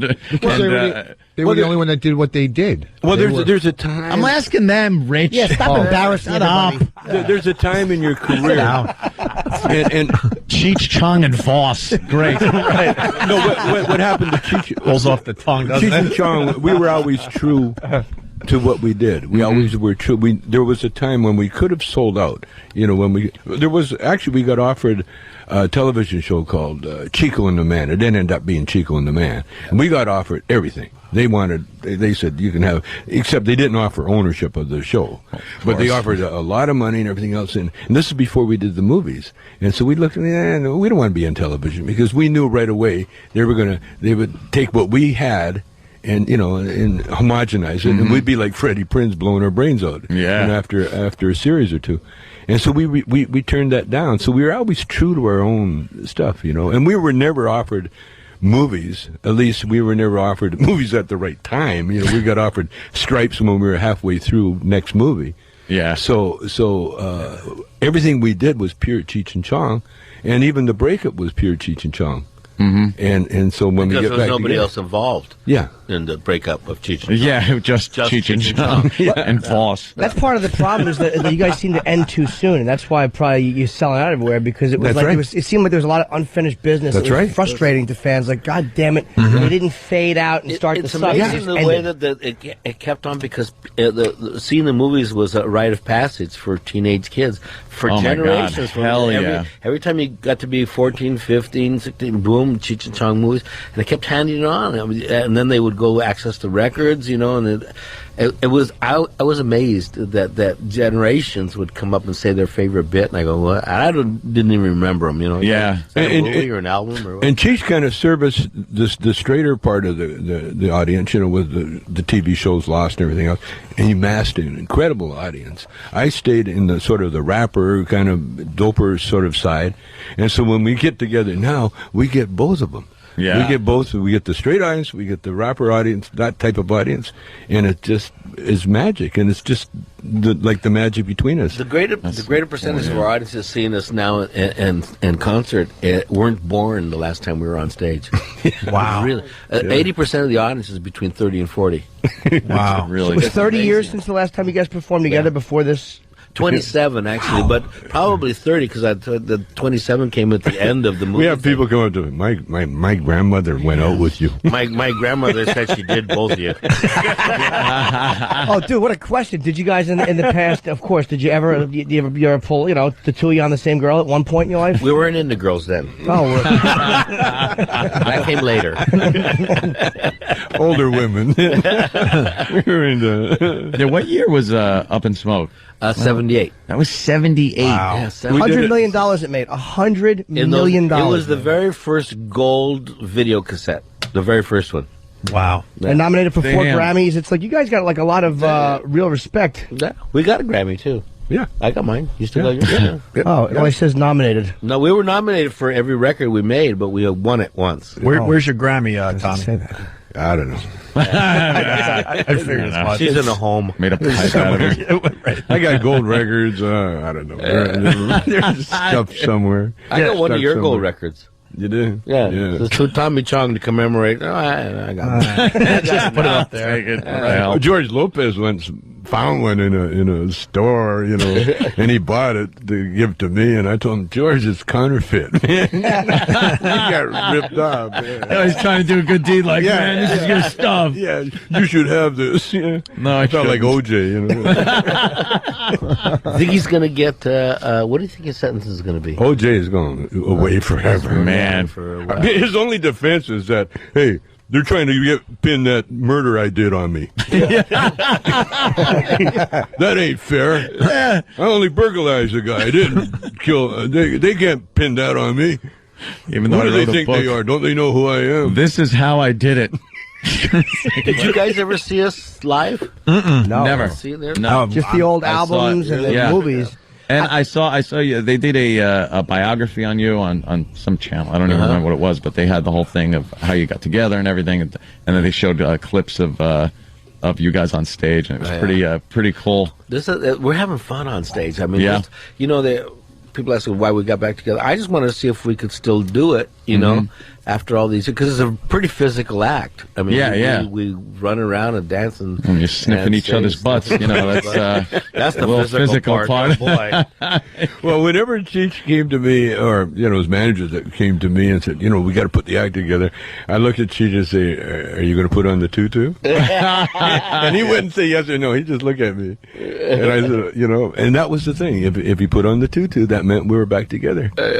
And the day he put on that tutu, we had to get a bigger size. A stretch tutu. He put on the tutu and he came running out. We had a little rehearsal hall going. We were going over the music, and he came running out with his tutu on. I said, "We're back." Cheech, was it scarier for you because, Tommy, you stayed on stage for a lot of the time, and you concentrated on the film. Was it harder for you to get back on stage in front of live audiences? Not at all. No, I mean, not at all. It was scary.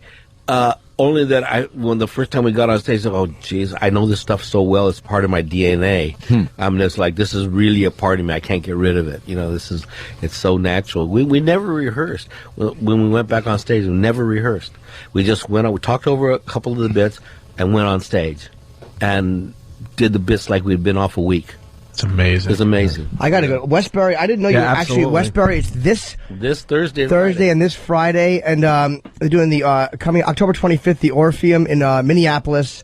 And what's the website? So we give out the website. CheechandChong.com. CheechandChong.com. I know you guys have Atlantic City coming up too, which is a big market for us. What's that in January? Go to LiveNation.com. LiveNation.com, even better for the Cheech and Chong dates. Radio City. I mean, you guys are going to sell out everywhere. I want to go Thursday night. I had no idea you guys were local. Exactly. I think we're going to have to do that. We were just in Vegas last night. It was great. We did 2 shows at the Palms and the Pearl.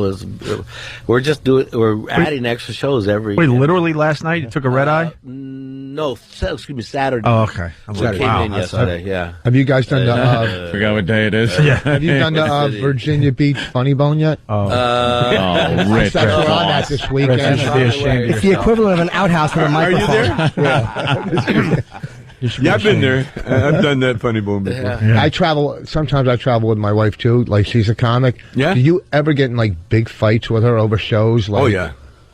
I mean, because basically, no, I'm just saying they're there to see you, and then she's going on. But first. You don't want to say that. Yeah, exactly. I learned that you never want to say that.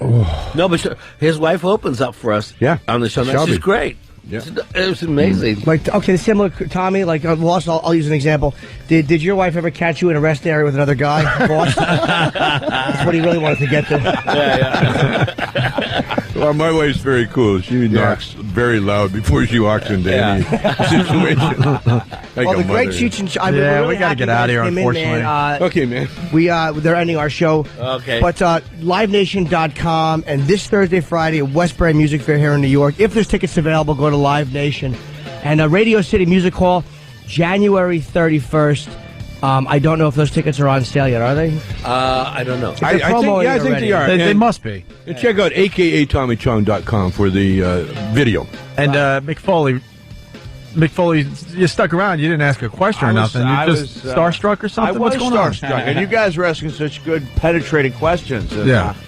Can I ask a quick question? Sure. Tommy, I just want to know. Just stay here. You know how? I grew up seeing you in the different movies, doing comedy, and all of a sudden you're an accepted. I know it wasn't sudden, but you're an accepted dramatic actor, and just wondering what the first dramatic role was, and if that was a stretch at the time to try it. Ooh, nice. I did a cop in a Showtime movie with somebody. And then people were in it. That's all I remember about it. And I go, well, I could do this. Yeah, this is actually much easier than doing comedy. Yeah. You know, comedy is like playing the slot machines. Only every time you put a coin in, you have to get coins back. You know. Yeah. And drama is cumulative. You know, you get the reaction like at the end.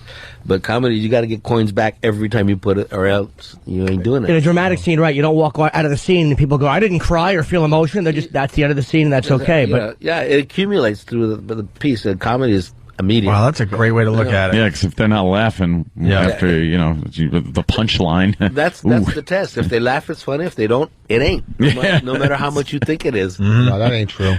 Pause. So you're at the Funny Bones of Virginia Beach. McFoley's going to TNA Impact Thursdays 9 p.m. on This Spike Thursday, TV. yeah. Take Thanks that for plug. having me on, guys. And it's live this week, which is important. And in high def. Oh, you very guys nice. have any questions for McFoley? Yeah, who are you? Oh, damn. No, that's from like McFoley from like MacGyver. Wow. No, I don't. I get a chance to. This guy, I got to say, this guy's known all over the world. The Middle Eastern countries love this man. Love me in the Middle East. Yeah. It's a big part of you're David Hasselhoff. Germany. It's Germany. I think it's hilarious that they recognize me and not Mick Foley. Which is awful. Well, Norton and I have something in common. I've written AIDS. I've written 3 best-selling memoirs, write them by hand, and so really? yeah. I mean, I like to study actors, whether it be comedic or dramatic, and. That was, you kind of, when you're involved in wrestling, it's like a... You're a wrestler. You're a wrestler. Yeah, yeah. Oh, there it is. Wow. I didn't want to call a wrestler. It's all right. You guys are good. What's another Whose line is it anyway we're playing over Do you here? usually work with a mask? See, that was the deal. I did for a few years. I did. Yeah, but I didn't recognize you without the mask. his best years were without the mask. And Were without the mask. But That's amazing because this guy is so recognizable. I don't watch wrestling, so I wouldn't know. That's just amazing. Well, if everybody watched it, I'd be in, it'd be big trouble. Yeah. Right? I was a big wrestling fan back in the day. What day was yours? In the 50s, 60s. 50s, okay. Yeah, 56 that's Growing when I up used in to LA, watch it. Yeah, LA exactly. right? At the, what was the famous auditorium? there? Olympic Auditorium. Olympic, yeah. South Olympic. Palace, yeah. And anytime they do a wrestling scene in Hollywood, they always go to the Olympic. The Olympic Auditorium, that was the place. It's great atmosphere. And I knew a lot of all the those old guys, but that's the last time I watched. Like Freddie Blassie was Freddie probably your time. Blassie, Athletics. Lord Athol Latham. Killer Kowalski, Gorgeous George. I saw Gorgeous George in person. Yukon Eric was my guy. Yukon Eric. He had his ear kicked off. He had his ear kicked off. And Really? I always felt a kinship with him. Yeah. We Mick got on the got his plane ear one time ripped with off. a wrestler. We were on the road, Dusty Rhodes. Yeah. Oh, yeah. The American And he Dream. had a scab all the way down this, like 3 inches wide, all the way down the side of his face. And says, "What happened to you?" "Oh, I got dragged across the ring last night." People think that wrestling is all bullshit. Man. Yeah, he's missing an ear. These guys are great athletes. Piece of one anyway. Or a Yeah. piece of his ear. is gone. Really? Yeah. Gene Kiniski, you remember him? Yeah, I do remember Gene Kiniski. And who was the guy that had the wrestling school in Calgary? Because I knew those. Stu Hart. We were Stu just Hart. talking about his son Brett was on the. Yeah, one of them died, right? Owen yeah. died. Yeah. I 1999. see. I'm from Calgary, and my dad used to take me to wrestling matches. Well, let me just explain something. You pretty much know everything about wrestling, yet you don't know who this is. No. You've just explained He came at the everything about wrestling. point, like when you stop listening to the radio, Yeah, maybe that's... And when I was a kid, my grandmother and I used to watch Killer Kowalski and Edward Carpentier and all those guys. Yeah, because it was Kowalski who came off the top rope with the eardrop on Yukon Eric, and Eric had that real cauliflower ear. That's and right. It was brittle, snapped in half. And this is before steroids. Yeah. And Yukon Eric was he was big. You think these guys aren't athletes? This is all fake. You jump off the top of a rope of a strand of the ring in the thing and take a flying leap. See how much athletic ability that takes. Mick did quite a few of those. Quite a few. Off the top of the cage during a cage match, which was it was a fall that was just. I was maybe ridiculous. One of the guys who raised the bar to it. Unsafe. Unsafe is exactly it. To the insanity level. How many bones level. did you break? How many bones did you break? I never somewhere in the mid-teens. But I guess when you lose the ear, that's kind of a cool calling card. But he got thrown from the top of a cage, and the cage collapsed and wasn't supposed to, right? Yeah. And he fell to the mat. How many feet? This is 16 feet. 16 feet, right on his back. And the weird thing is, it's like, I guess it'd be like improv, comedy in the sense that, hey, this is not, this is not how things are supposed to end. Gonna have to work with it, though. Unlike a real sport where the action kind of stops when one guy is unconscious, your opponent tries to think of a way to keep things going while you revive. So, give me an occupation out there. Anyone? Okay, injured wrestler.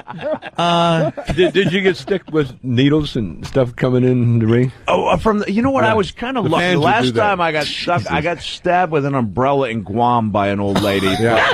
Old ladies, they do that. They get these big hat pins and that, and then the guys will go by and they stick them. We were kind of lucky in that, it was accepted as entertainment, so that the days of like guys shooting squirt guns of Drano at wrestlers, was kind of over. You didn't have to fight for your. Well, they believed that the bad guy was really that bad guy. And I remember, but when I was breaking in the '80s, I mean, you'd get fired if you were seen even talking to a fan because they didn't think. Really, guys, it always seemed weird to me that 24/7, if you were a bad guy, you had to be that. It was just like never in my nature. That. And that's not really the way those guys are. The bad guys usually the nicest guys. Exactly. Yeah, they really are. Especially the guys like me who come from a background of being a bad guy. And once you've been spit on and called horrible names, the first 5 years of your career gives you a nice face, So face. We're stalling because we're trying to get this video to the. There's Mick. Actually, those are. You guys will never forget Mick Foley. Those are tacks, right? Those are tacks. Yeah. Oh yeah, there we go. And but there is. Can you see the tooth there? He's slammed. Oh yeah. Here you can see the tooth. Yeah, the tooth is. That's actually my tooth stuck in my nose. For real, the tooth went right through. Yeah. And he continued to wrestle anyway. How much money were they paying you to do this? The guys I love are the referees. Probably not. They're the dumbest guys on the planet. They never hear anything. They never see anything. Well, let me give you a Vinceism at these at these production meetings. The Undertaker, the Vicky Guerrero was in a wheelchair, and she was the general manager of SmackDown. And was being forced by the board of directors to wrestle the Undertaker. She was in a wheelchair. She was in a wheelchair, but she was being forced to wrestle. Vince was big on reality. These days referees had to be taken seriously. You had to obey the referee's rules. And he comes down, and everybody goes, "And remember," he goes, "We have reality." Reality, or as real as you can be when a woman in a wheelchair is facing the Undertaker. Oh, Cheech and Chong, watch this. So this isn't him getting knocked. Were you knocked out at this point? No, it was the one through the cage that knocked me out. Yeah, this is the one off the side of the cage. I know it's radio, but the reaction falling off the cage onto his back onto a table. Oh, that's insanity. That's all phony stuff. Yeah, it's all fake. You gotta watch. He got thrown off the top of the cage, landing on the table on his back. And how much did you get paid for that? Did you get paid good? I was a guest spot. There was never. We were never under any kind of guarantee, like piecework. We never knew. But when I got the royalty, the check from the pay-per-view, it was substantial. It was substantial.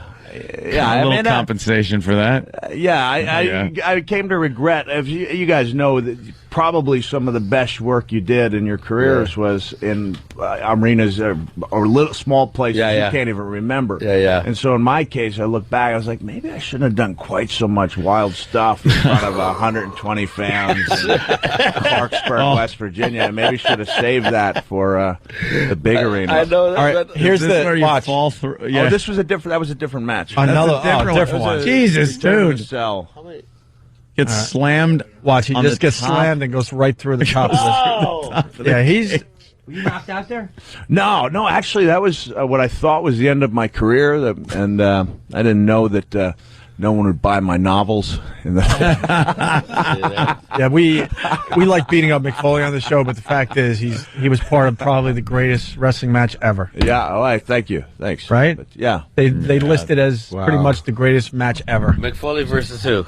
The Undertaker. The Undertaker. Yeah. Which I've always maintained, calling that the greatest match ever was like calling the Titanic the greatest cruise ever. But I'm glad people remember it for so long. You should take him with you. He's a very funny man, too. All right, we should wrap up. So you got McFoley, of course, the great Cheech and Chong, LiveNation.com for all the tour dates. Thank you, thanks. Yeah, well, we want to make sure you got to know each other. That was the best thing he could have said. Who are you? Yeah. I never was. That's okay. No. Thanks a lot, guys. Nice being with you. All right, we're going to get out of here, guys. We'll see you tomorrow. Thanks. Bye. But enough of this palaver. Let's get the show on the road. Hosting and he's funny. I never talk to him. He's too depressing. How cool is that, man? It was great. Cheech and Chong. I was telling Aunt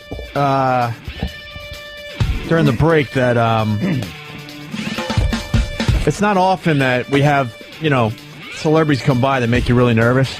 That was one today. Really? Those guys, yeah, man, because they're just legends. I remember, listening to the Cheech and Chong records and cassettes or whatever the hell they were on back when I was a kid. Back in the day. And I would listen in my room to forget about my weird upbringing, get a few laughs before I went to bed. Turn the tears into a little smile. Oh, sure. And now and then you fast forward a few decades and they're sitting on your show and you get to hang with them. That's just weird to me. And they listen when you ask them a question and they answer it. It is bizarre, right? Yeah, isn't it?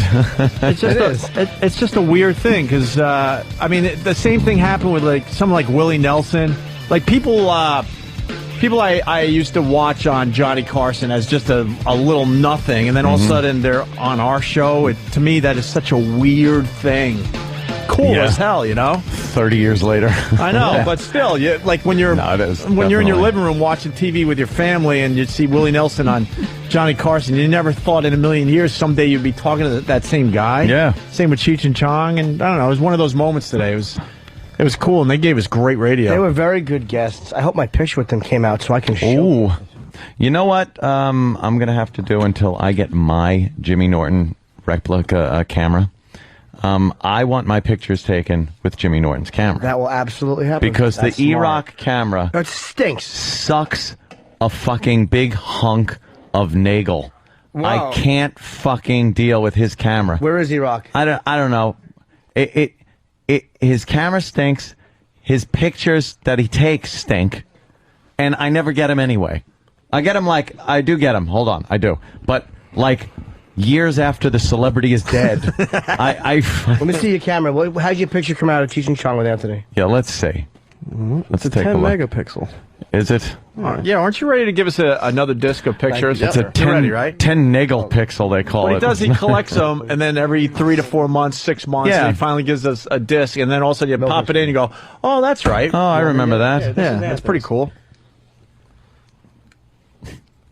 That looks good. I don't know why you have Mick Foley in there. Believe me, I waited till he was out of the way. I would have said, move, Mick. He'd have to leave the room. Especially when they said, who are you? Who are you? Foley, how great is that? It's kind of funny because Mick's head is popping in like he's doing one of those asshole things that we do all the time. Yeah. Oh, my shirt is taking a turn that makes it look like I got a big fucking boner belly. Oh. No, that's got to be remedied through Photoshop.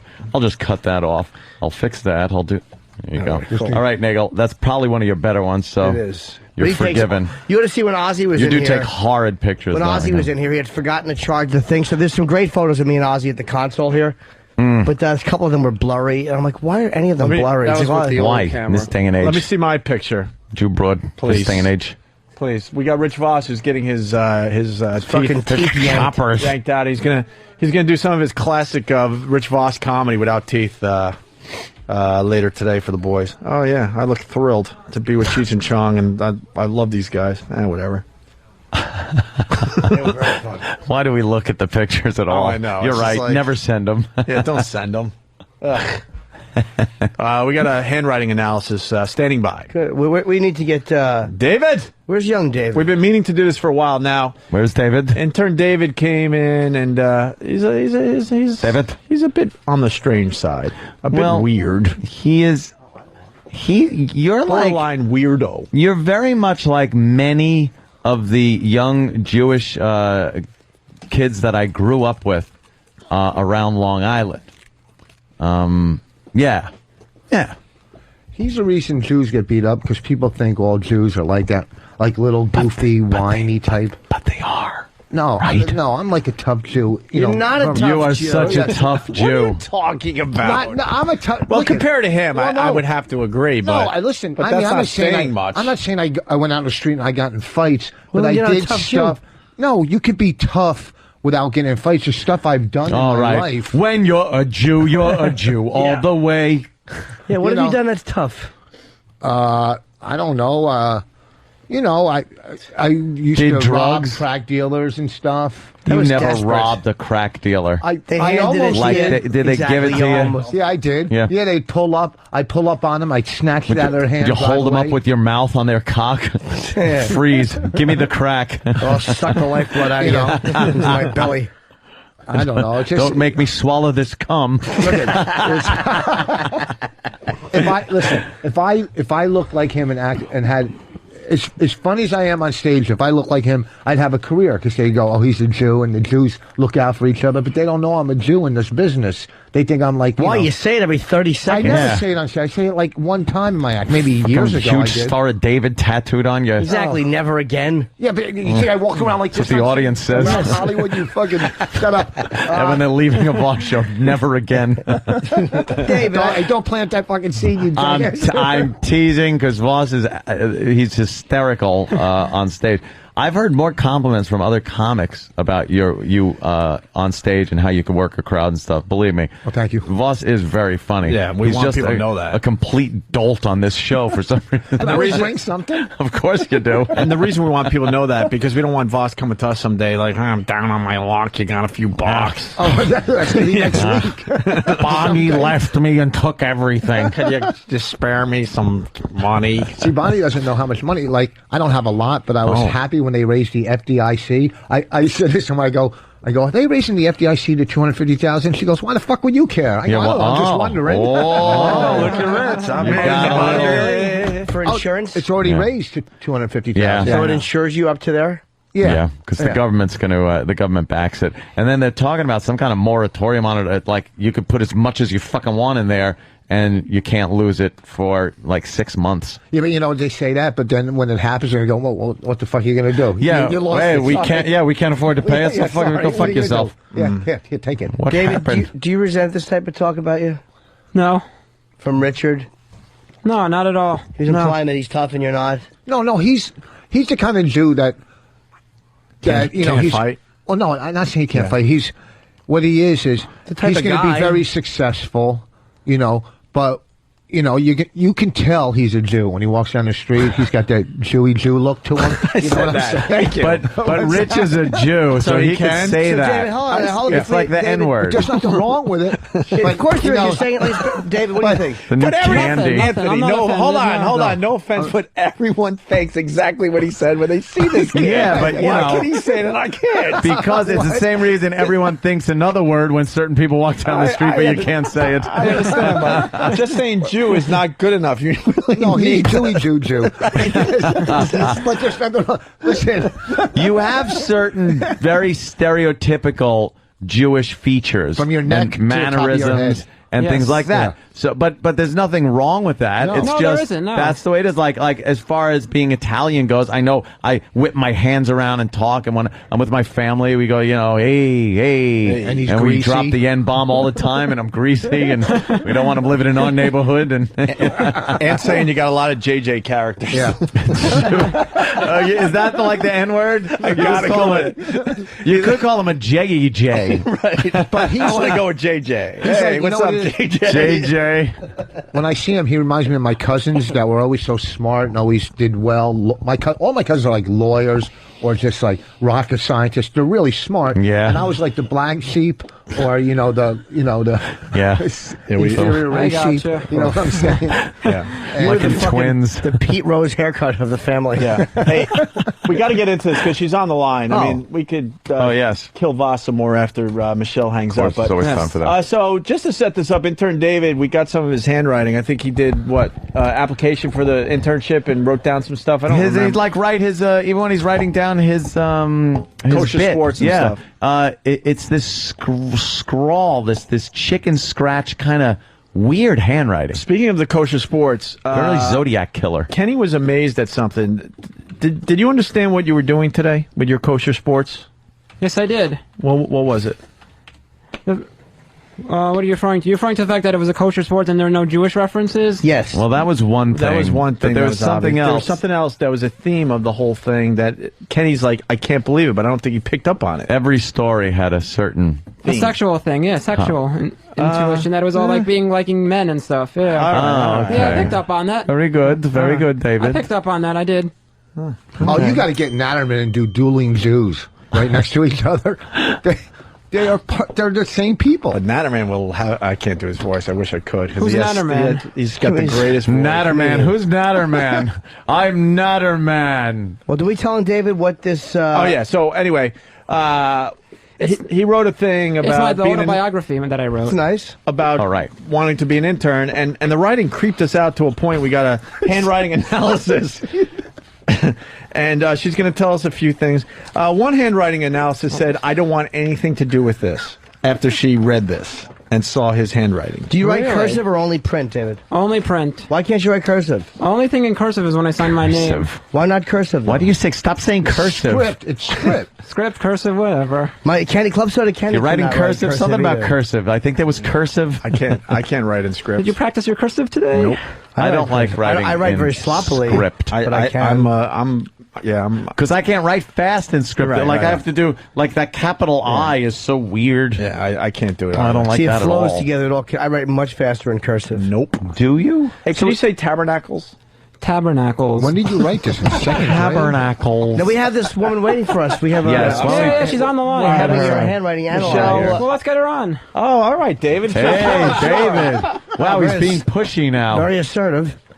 Chill, you. Hi, JJ. Michelle. Oh, hi, how are you? Good. How are you? Hello. Hi, I have your handwriting, David. How That's me, I'm we David. want to know a little bit about you quickly first, Michelle. What kind of... Well, let's start by, what's your last name? Because none of us could say it it. says My Dresbold. last name is Dresbold, Dresbold, like the Dress- girls dress and horrible raise last Dresbold. Dresbold. Why don't you dress bold?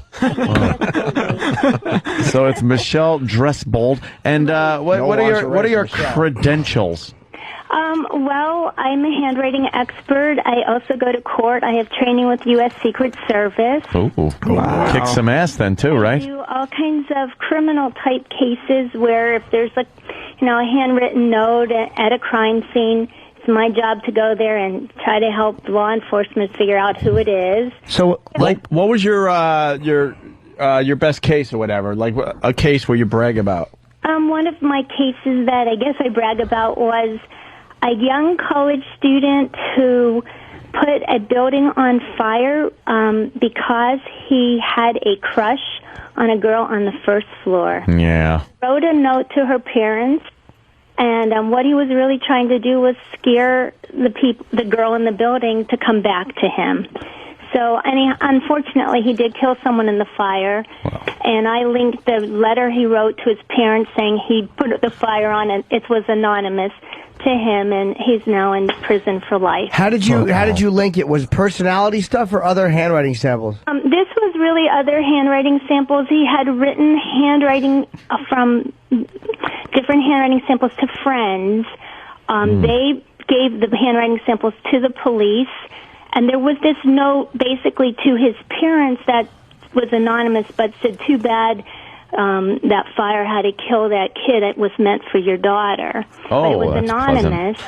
And anyhow, I linked that, the handwriting, plus other things, from the letters he had written to friends to the letter from the parents, and that was the connection to this fire, and that was used in his trial. So do you ever work with profilers and stuff like I the do. FBI? In fact, I am a very good profiler. I'll work as a profiler, and I'll work with, let's say, companies that are trying to hire people. Who should they hire? Or let's say someone's dating somebody.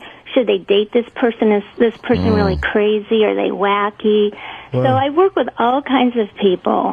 What can you tell? Obviously, there's certain things that crazier people do, like do they drop their Y's a certain way? What are you looking for when you're analyzing someone's personality? Well, like I talk about this in my book, which is Sex, Lies, and Handwriting. Nice plug. Nice plug. That sex thing sells. But in the book, I talk about there are certain features that will show up over and over and over again in certain types of personalities. For example, let's just say somebody takes their eye dots or their periods and they take them and they make them real big and thick and grind them into the page. It means that they're really angry and have a lot of inner resentment. Or if you see somebody's handwriting and on the first part of their letters, there's like a little check mark. You can only make angles when you're angry. So somebody who has a lot of little check marks that don't belong all throughout their handwriting, they have a lot of anger and they can like go off if you like push them just a little bit too much. I'm not sure what you mean by check marks. Nor do I. Like a little angle. Let's just say you make let's just say a letter like, let's find a good one, like an N. Okay. When you start the N, instead of just making your hand go down, the very start is a teeny little check mark. It's not big.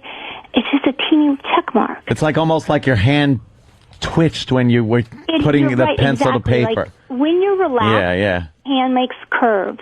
When you're like if you get real angry, you can only make angles. So somebody who's very angry will have these teeny little angular marks all over the place. That's just one example. There's all different types of examples, and like obviously, like different types of people have different personalities. And for let's say somebody's handwriting goes way to the right, that means they're just so emotional that they can if they will not think correctly, and they'll just go with their emotions. Or if their handwriting's way to the left, it means that they'll talk to you, but you won't know anything that they're saying. They'll keep everything in their head. So every little thing in handwriting shows what's going on in your brain. I've been very curious as to very tiny writing. People that write very small. What is that? Can I guess before you give an answer? Go guess. I'm going to guess. It has something to do with compartmentalizing. It's an OCD thing. It has something to do with like the same type of people who compartmentalize everything in their life. I say sort of. I say low self-esteem. I mean, someone who writes really small, and I tell people this in my lectures, take your name and write it smaller, and so small you can barely see it. There are people who are super focused. If it gets too small, they're retreating from they're like retreating from society. Ah, that's interesting. Because we know a couple of people that write very small, and retreating from society would be something because society probably, didn't approve of their any extreme, way too big, where they put or their way too small. And way too big would be an what? egotist, somebody An who ego. has to get all the attention in the world. Like, hi, look at me. They'll write you. Fuck, we should all wrote something before she did this. Well, and that would have been hilarious. But to see who had the biggest print. we could do this by just taking something we've written already. Right, or you could write something right Except now. Voss, he hasn't written anything in years. Sorry, Rich. That's good. I like that one. So wait, you read David's thing. David? I did read David's handwriting. Now, obviously, it's all in. He doesn't write in cursive. A lot of people don't write in cursive, especially men. In fact, a pretty high percentage of men never write cursive. good. Is it weird? Like, this is weird. Somebody told me that I make, like, the letter I make huge, like when I'm writing I, and somebody says because my penis is large. I think that's the reason. All right, goes right along with you, Jimmy. Michelle and David's laugh. Oh, he laughs with gusto. That was hilarious, though. Michelle, what does it mean when you pepper your writing with the N-word? You just kind of pepper it in there. That means you have some not so nice tendencies. All right, let's get into what I've been told. David wrote my autobiography. You got a copy of it a while ago. Right, that's true. The first paragraph, my name is David. I was born in 1982. I first lived in a town called Aberdeen, which is in New Jersey. I lived there for almost 10 years. Now, obviously, that's... We're not going to read this whole thing, but I'm just like, whatever. Well, that's obviously worded like a well-written adult. Yeah. Well, this is my book report. When I look at handwriting, I don't look at what somebody writes, what the words are. I look at the handwriting. And, in fact, often I'll just take a handwritten page and turn it upside down, and I will give you an analysis because it's not from what the person says, but from the actual way they write. All right. Let's get to the meat and potatoes of this. What's David? What's David all about? What do you got on him? Okay, well, I'll tell you what I found about David from his handwriting. David is sort of like innocent. He has like and when he wrote this, it's sort of like a childlike or very youthful type of handwriting, almost like he said he's born in 1982, so it's actually a younger handwriting than that. It's a very like a late bloomers type of handwriting. He also he takes his periods and he does make them pretty big. Yeah. That means the way he does it, David can be obsessive. So when he thinks about something, he thinks about it over and over and over and over again in his head. And that's actually true. Yes. And, let's say, David, if you were mad at somebody, in third grade and you saw them on the street, you still would not like them. It's like, oh, I didn't like him in third grade and I still don't like him. That's pretty normal, though. If you like someone, you're real nice to them. And if you don't like them, you'll stay that way. I did notice something in your handwriting, David, that I thought was interesting. You sometimes reverse letters, like your D's turn into B's. And what that means is probably growing up, you had a little bit of a learning disability, which might have made school a little hard for you. And a lot of people are really bright. They will reverse letters like you do. I did that all the time when I was in first and second grade. Okay, well, it meant that you had a little bit, maybe even a visual learning disability. And so probably high school was maybe difficult for you. And it could be that you're very, very bright, but reading and memorizing what you read is hard for you. And that would make him not bright. This woman, she's got it not nailed down to the right. She got it. I would do that a lot. My lowercase B's and D's. I would screw it up if I was writing something real quickly. I would screw it up and be like, oh, that's, of course that's a D. It goes the other way. Okay, that really means a lot of people have that, and you can be very, very bright and do that. Yeah, I am. I'm very bright. It's a learning disability, and a lot of people who do that have to take other paths in life rather than what we quote the normal path. The normal path. Opie, stop laughing, you bick. Something like that. But what are you saying? I'm not normal. No, Shut up. It's better. In a way, you can be quite bright. And in fact, a lot of really, including Einstein, Arnold Schwarzenegger, a lot of people... Schwarzenegger and Einstein. I've never heard them put in the same category. They both reverse their letters. I got Blair's cousin Jerry from The Facts of Life. But that can mean you're bright. Memorizing written words are hard. So you wind up usually doing something more creative and in your own vein, and that's where you excel in life. David can excel. Can people energy equals mass times the speed of light squared. Oh, no, they're not. Fucking David. Crack up, young David. Can people fake hand, they might know it'll be analyzed and fake it so it can't be analyzed? Wow, Rich is paranoid. Not really. I mean, you can fake it, meaning somebody can write in all capital letters trying to block print so you can't read them. But even let me tell you, if you just said, Michelle, I'm going to write with, let's say you're right-handed, I'm going to write with my left hand to disguise it.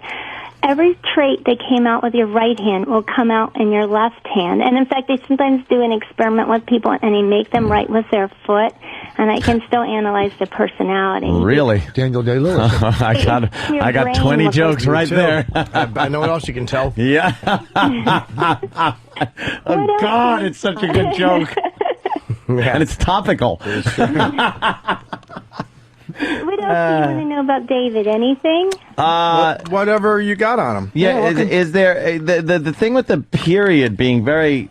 Now, you said earlier that was kind of an anger thing. It is a little bit of an anger. It can be obsession. In his case, it's more like obsession because it's big, but it's not huge. Mm-hmm. But it does mean that he can be inwardly angry and have hard time expressing it outwardly. And what does it mean? Like, I see some of these letters on the page that he went over the letter twice, and they're darker than the other ones. Like, there's one where he spells school, and the L in school is like he went over it a couple of times. It's darker than the rest of the word. Bay, the Y, the H in 3. Like, there's quite a few of those.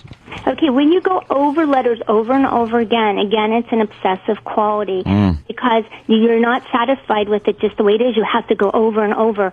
So it's someone who can get quite obsessive, and when he's into something, it's hard for him to move on. Yeah. So it's a sign of obsession. So that's just something David has to work on. A little bit of thoughts get in his head, and they're hard to get them out of it. What do you consider when someone writes the word Aberdeen and they begin with a capital A, as they should, and the capital A is smaller than the 3 E's in the sentence, which take up the entire line? Well, that is true. Technically, that isn't really the way it should be. Of course not. That is also sort of like, David, did you have a little bit of a visual problem growing up? Sure. Yeah, so Yes, that's really sure. with David's handwriting. It's just a little bit, he has a little harder time visually. Did you, David? Yes, I did. What was your problem? It's a lot of disabilities, like learning disabilities and stuff. My glasses. Yeah, as you can see. David, that's where his handwriting, sometimes when you see things like this, like if I had seen this, and I obviously don't know David, but I would say, David, you have a little bit of a learning disability. Yeah, that's correct. You're really smart, and your visual sense is a little hard. It's a little harder for you, so you need a little bit of different learning skills. And that's why his letters, actually, most people's words, the first letter will be big, and then it will get smaller. That's weird because the other way, and that's probably because he's had a visual perception problem. Are handwriting analysts, amongst other profilers, looked down at, kind of like chiropractors are to doctors? I mean, do you get the respect that, like the forensic people get, and, the ones that are really solving the crimes? Well, I think maybe some people are looked down on. Example, I don't think I am, and I think... I actually think that it's a pretty well-respected field, though you have people who might be a little bit, don't know much and try to pretend they know everything. I think it's hokum. Yeah. There can be a little bit of that with people, but I'll tell you what, the more you know about it, it's just a fascinating field. And I find that, I work a lot with different lines, and they love it. And I have... I'll give you an example. When I first walked I'm from Pittsburgh, and when I first walked into the Detective Bureau, they rolled their eyes like, oh, who's this wacky girl? But after they saw what I could do, after a while, I had a lecture for the detectives, and they were sitting out the hall. That's how the reputation of how accurate a handwriting profile can be. And after people start to find out how accurate it is, it's amazing. You'll just get people from all over the world coming, trying to say, help me to figure this thing out. Well, I'm pretty impressed with her assessment of David, because that really does kind of hit the nail on the head there. Yeah, you pretty much got it right. Thank you, Hit the Jew on the head. Michelle, from his handwriting, has he killed small animals? Oh, I hope not. No, he hasn't, but he does worry a lot. He's a worry wart. What about his penis size? Oh, it's fine. You can tell from the handwriting? Can you tell from the handwriting? Well, I wouldn't She know. hinted at that. Well, there are things you can tell about, you can tell a lot about someone's sexuality through their handwriting. All right, that's what we're getting at with David. Okay. What can you tell? There we go. We're looking at a virgin, aren't we? Well, sort of. But how can you tell about the sexuality? Yeah. Okay, well, I'll give you, an example. Like if the beginning of one word is rammed into the end of the other word. Will that tell you something? There's something mean, in Davidson's he prints, it's a little harder to tell, but if somebody writes your lower loops, like your G loop, your Y loop, bottom of the F, anything that has a lower loop represents anything that goes on from your belly button down. It can be someone very physical or someone or sexual. So the way somebody makes their lower loops shows what they're like sexually and how much emphasis they put into their sexual Now we life. know why Anthony goes through so much paper. What are your lower loops like? And I'll tell you what they're like. Like, let's say someone... Poor Anthony. He can only get 4 lines per page. That's okay. My handwriting's worse. Oh, wait, in cursive you mean, right? Well, it can be cursive or if you print, you still, unless you print in all caps, you will have, let's say, a lower loop of a G. My lower loops are fatter, bigger. Okay, fat lower loops mean that you are sexual, you fantasize a lot. About what? You like to be active and you get bored very easily. I like to what? You get bored easily. Cool. If I wrote you a letter, could you tell if I ever blew anybody for coke from a letter? Yes, especially if you titled it, I blow people for coke.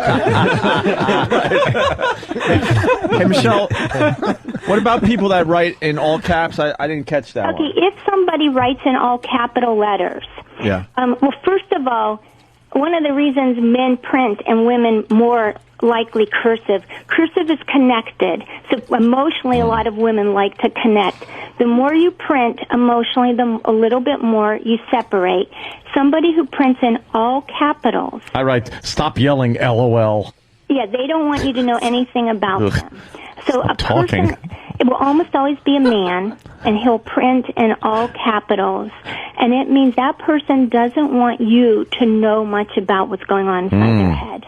So did you read the Ramsey note, the John Benet Ramsey note? I'm sure you've seen it. Yeah, in fact, I have a chapter on that in my book. What do you think of it? I mean, obviously, I think the family has been cleared. Mm-hmm. What do you think of that note? Well, what I all right, that's about all we have time for Michelle. That note is a very bizarre note, and it's one big piece of evidence in that case. One piece of evidence you definitely can link to the murder. Who do you think wrote it, though? Was it a family member or no? I really won't tell you, but I do compare it to a family member in the book, and I show you the comparisons to one of the family members, and I leave it up to the reader to figure out what they really think from looking at the comparison. I really think it would be when you have to think about that note that somebody wrote it in the house, because the note was written in that house. It wasn't brought to that house. It was written there. Now, if you've ever tried to write a note, a 3-page note, and try to disguise your handwriting and see how long that takes. So if it was an intruder, and I'm not giving any opinion on this right now, but if it was an intruder, you would have to have somebody who would have had to sit in that house for hours writing a note. And I don't think you can take that out of the equation of what might have happened here. But there's no answer. Really, obviously, but I think that note is a huge piece of evidence in this case. What would you consider an attribute of handwriting for somebody that is dangerous? You mean something that someone very dangerous? Yeah. Is it that they put little devil horns all over the place? You know what? You're not so far off, because there is something called a devil's fork. And I write about that also about Plug the Negro in my book, Against Sex, Lies, and Handwriting. I talk about something called a devil's fork. And you will see it not in very many people's handwriting, but you see it in Ted Bundy's handwriting. Many serial killers' handwriting. It looks on the bottom of a letter. It can show up different places, and it looks just like a devil's fork. And I actually just had a case recently with somebody who was accused of murder, and right in her handwriting is the devil's fork. And I'm like, oh my God, and I was busy showing it to people. It's something you do not see often. I'll tell you a story about the devil's fork if you like. Wait, hold on. Before you do that, can you tell me what it looks like? Because it looks like, you have a straight line, and then like at the bottom, there would be a curve at the bottom on where the straight line is, so it looks exactly like what a devil's pitchfork would look like, and you will find it somewhere in the handwriting. That sounds like something that's like you'd have to do as a calculated thing and wouldn't just be an errant pen stroke or something. The interesting thing is that it is not calculated. It shows up, and the person has no idea they put it in there. Is it like almost like, picture a letter Y, a capital Y, a horseshoe upside down with a line under it? Would you consider that a devil's fork? Yes. Okay. But usually it will be like, say, do a Y, and the bottom straight part, which would normally be the loop, but it goes down, and then you get this curved, like a sad face at the bottom of the straight Y hanging down. So it looks like a sad face on the bottom of what would normally be the loop of the Y, but the Y doesn't loop. It just goes straight down, and then at the bottom is a sad face intersecting. Is it in your book?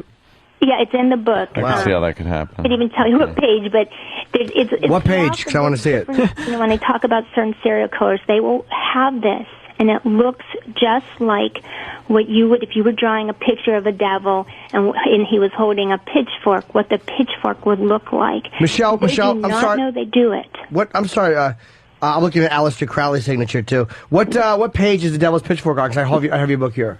Okay, what page, Ellen? I don't have one. Oh, here's the book. Let's see where we have a devil. I know it's in the chapter about Ted Bundy, so and which is called.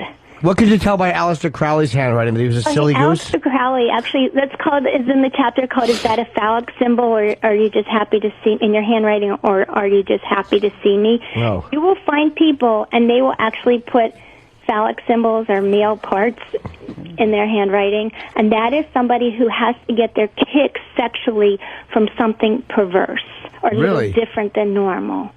So God, that explains a lot, because after I'll like put the letter Y dripping from the bottom, I'll put little things of the Y's.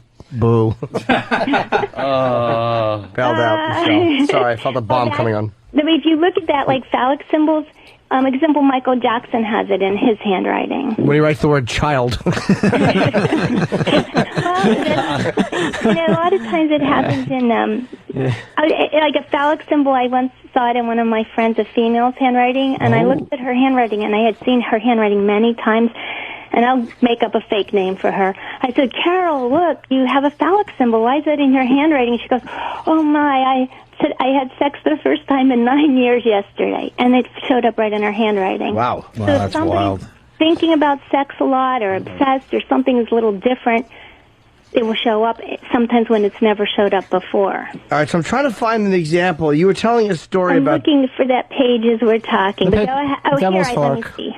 Yeah, the Devil's Fork, because... I found one. Well, there is a Devil's Fork on page 86, but I'm trying to find you. I have a better Devil's Fork, and I'm looking at Private Eye.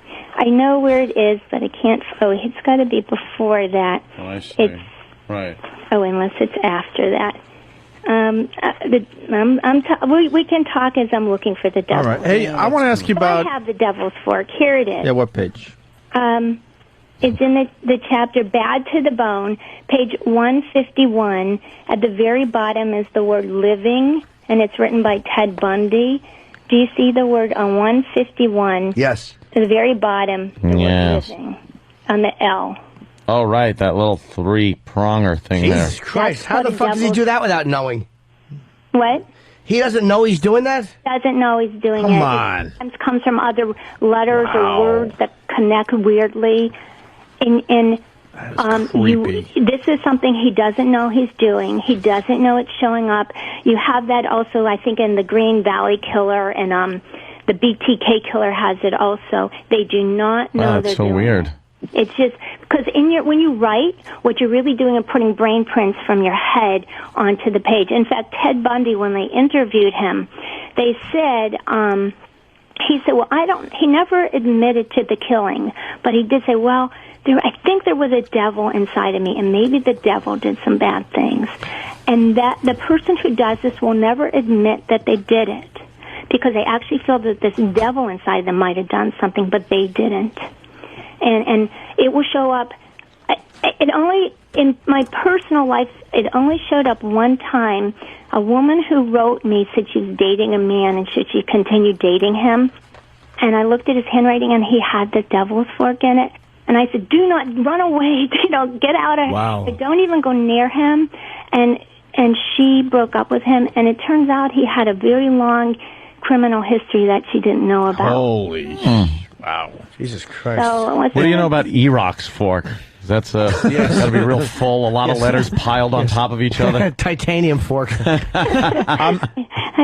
I didn't hear you. Oh, never mind. That's an inside thing, which Yeah. is making Okay, people laugh. maybe Michelle, I I got to tell you, we got your book ahead of time, and I wasn't going to read this, but now looks great. Now, I'm going to read it. Oh, shut up, David. I'm giving you I'm giving you a compliment. I mean, now I really want to read this. This looks 'cause great. Just seeing all these different forms of writing in here from serial killers and such. It's wow, it looks really interesting. Sex, lies, and handwriting. On your website, you talk about Obama and McCain, don't you, and their handwriting? I have all the presidential candidates and the other people who were running. I have all the people who were running for this election. All right. First of all, are you a Democrat or a Republican? Well, I won't tell you, but I can tell you stuff about the different candidates that can be quite interesting. I can tell you, do you want to hear something about John Edwards? Yes. Sure. This might give you a clue. When I first I did everybody's handwriting about a year or so ago when they were first running. And actually, at that time, I was pretty much an Edwards supporter, and I saw his handwriting. And do you remember I told you that if it goes to the right, you think emotionally. If it goes too much to the right, you're too emotional. And I talk about in the book something where if your letter D falls over way to the right, it means that you've forgotten logic and you go with your pure emotions. And when I did John Edwards' handwriting, his handwriting, first he has the very long lower loops, which means he enjoys sex. And but the rest of his handwriting goes so far to the right, but his D completely leans over to the right, which means that he thinks emotionally, leaves all he can forget about logic completely. And when I did his sample, I said to my editor, I said, why does John Edwards' handwriting go this way? I can't understand it. I like him so much. Why is this happening? Why is this going on? And of course, about 8 months later, it came out that he had that affair. But, and he goes to the hotel right in the middle of this. That was so stupid to go there. When you think about it, he's a pretty smart guy. Very smart man. But emotionally, that's what that D shows. When it goes over all the way to the right, you have forgotten logic completely. And I talk about that in my book with some certain people. And so after that, I thought, well, I can't vote for him. Something's going on in his life. And right, to jeopardize your whole career for a little fling, that's not, it's a little bit off. I'm just going to type everything from now on. Kidding. That way no one can... I'm taking something called statement analysis now, so even when somebody types, I can tell from the words what they're really saying underneath. Oh, well, I should hope so. That's what I hope when someone reads it, they can tell by the words what I'm trying to say. What you're saying is it's called you're writing. taking a course in reading. It's called statement analysis, and what that means is that every single thing you say, it's the way you word things. Now, I'm not a big expert yet on that, but I am studying it. And it's hard if you're just listening. But if somebody writes something down, you can tell from how they worded something, example, where they're lying. Michelle, we're experts as well. Okay. You are a Democrat who loved John Edwards. Well, not anymore, but I did like him. I have to say that. You gave that away pretty easily. Hey, Obama and McCain, what do you got on those two? Because now, obviously... Obama, and I did this again like a year or so ago. It's just in his signature, in the O, he makes a sign that's called a phi sign, P-H-I.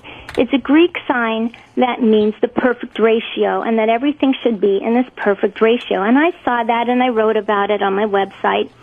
And so I really, when people called me and said, on the Democratic Convention, he was going to make the background a Greek form to make it look Greek. I said, that goes with his signature. What does the phi sign look like? A phi sign looks like a 0 with a line slashed through it. Sorry, we got a picture of E-Rock with a line through him.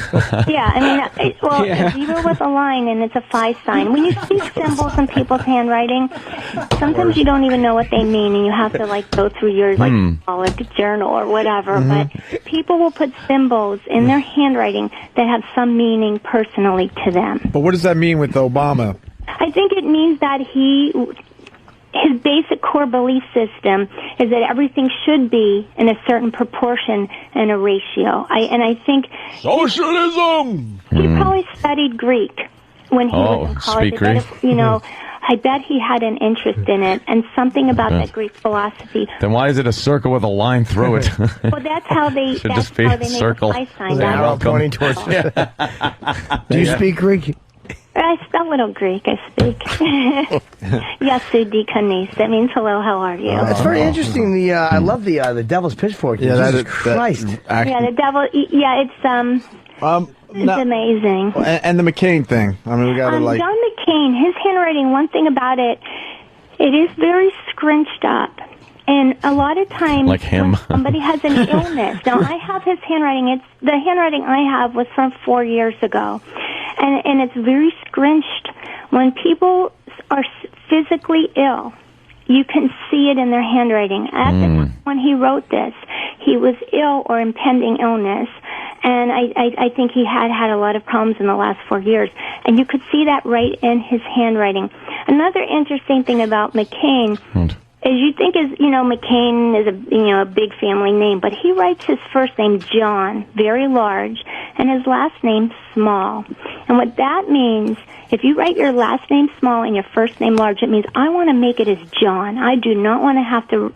I'm going to not rely on being the McCain name. I want to make it on my own. What does it mean though when they're ill? They're scrunched together, like the letters are. Somebody has illness. There will be different signs depending on what illness they have.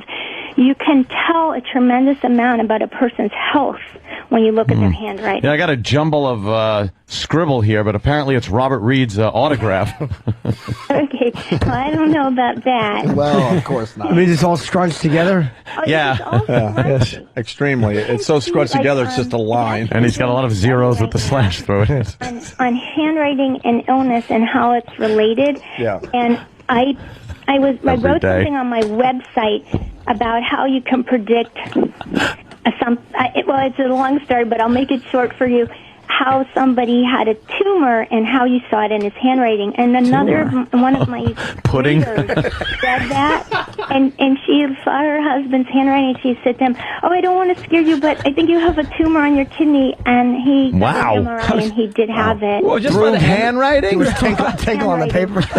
Actually, he was a physician, and he did become very good friends of mine. And I went and we visited each other. They live in Texas, and we're watching his handwriting. Because as this thing would disappear in his handwriting, we're watching to monitor his health. Is it true that Olivia Newton-John's W's look like U's? I don't know. Oh my God, that one I don't know. Wow. Hey, what does it mean? What does it mean if you sign stuff with just if you just sign your last name? You'll hear laughter in the background for the next 10 minutes. By the way, I just want to acknowledge that. But if you just sign stuff just using your last name, what does that indicate? And if you don't put your first name at all, most people put at least their initials. If you only do your last name, it means something like you're sort of taking ways of your personal thing. You're not trying to really expose yourself. Just sort of putting up an image. Wow.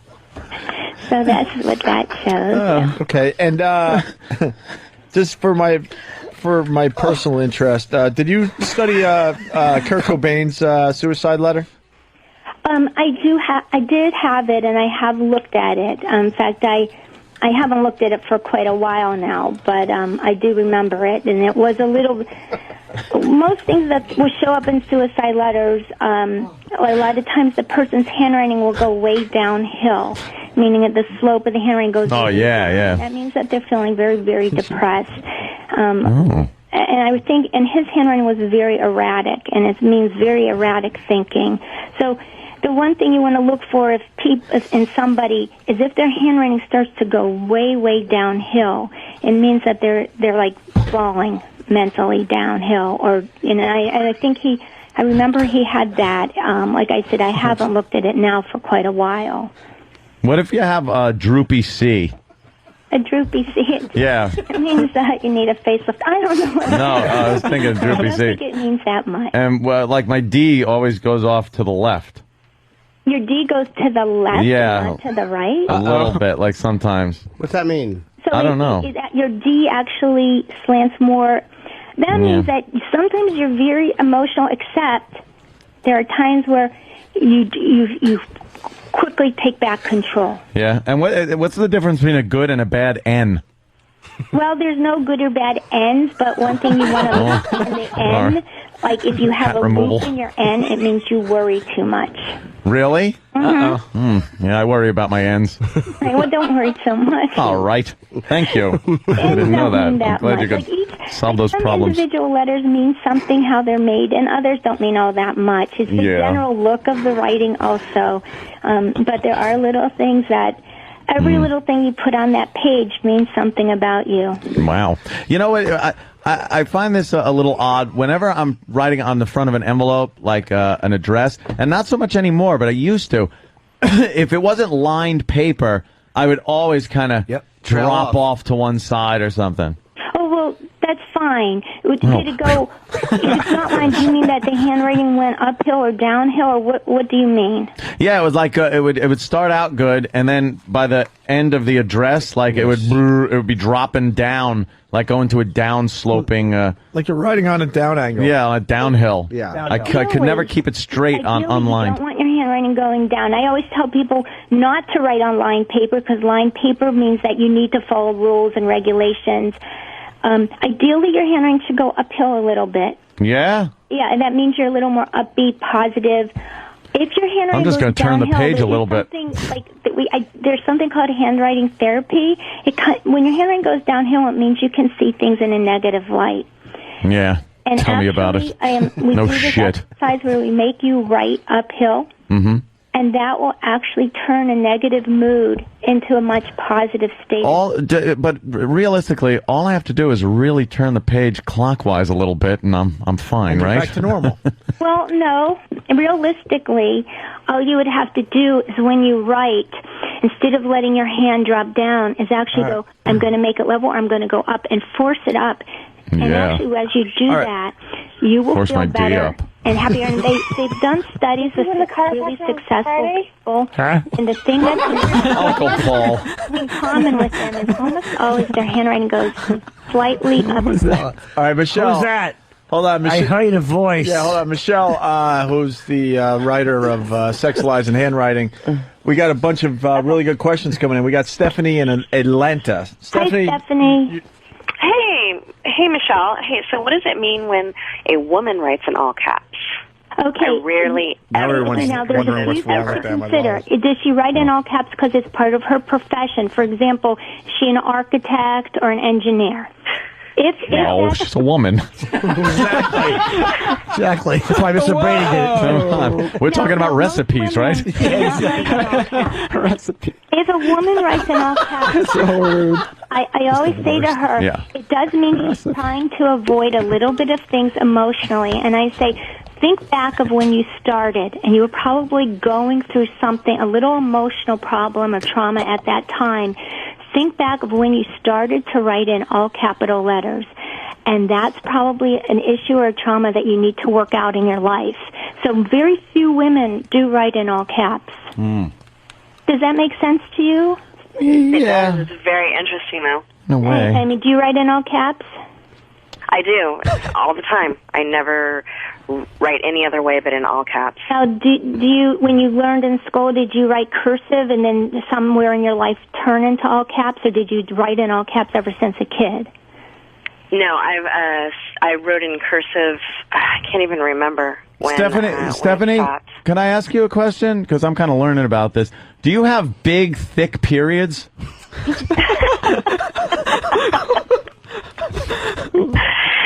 No, Anthony, All right. I don't. I'm just asking because I'm learning a lot about this. But Stephanie, Anthony, if I were you, think back of when you started, and if you were going through something in your life, but writing in all caps does mean that you will distance yourself a little bit emotionally and try to think, okay, better do it all logically because I can't get my emotions that involved in this. Yeah. So think about that when you're when it started, what may have started. All right, let's go to Kenny in Jersey. Kenny, you're on with Michelle. Hey, Kenny. Hi, I mix capital E's and lowercase E's. You mean what do you mean? You have a capital E's, like if you write the word ever, it could be a small E, V, a big E, and an R? Is that what you're saying? Like Kenneth. In your name. Really, if you mix capitals where they don't belong, it can mean you're a little bit unpredictable. Here and there, it doesn't mean that much. But ideally, if your letters that should be lowercase turn into capitals in an erratic way, it can mean that sometimes you do things that are a little unpredictable, even sometimes to yourself. So ideally, you don't want to do that where they don't belong, but a little bit here and there doesn't mean all that much. Yeah. Okay. Thank you, Kenneth. Print the capital letters because he's unpredictable. All right. I don't know who this person is. You're on with Michelle. Good evening.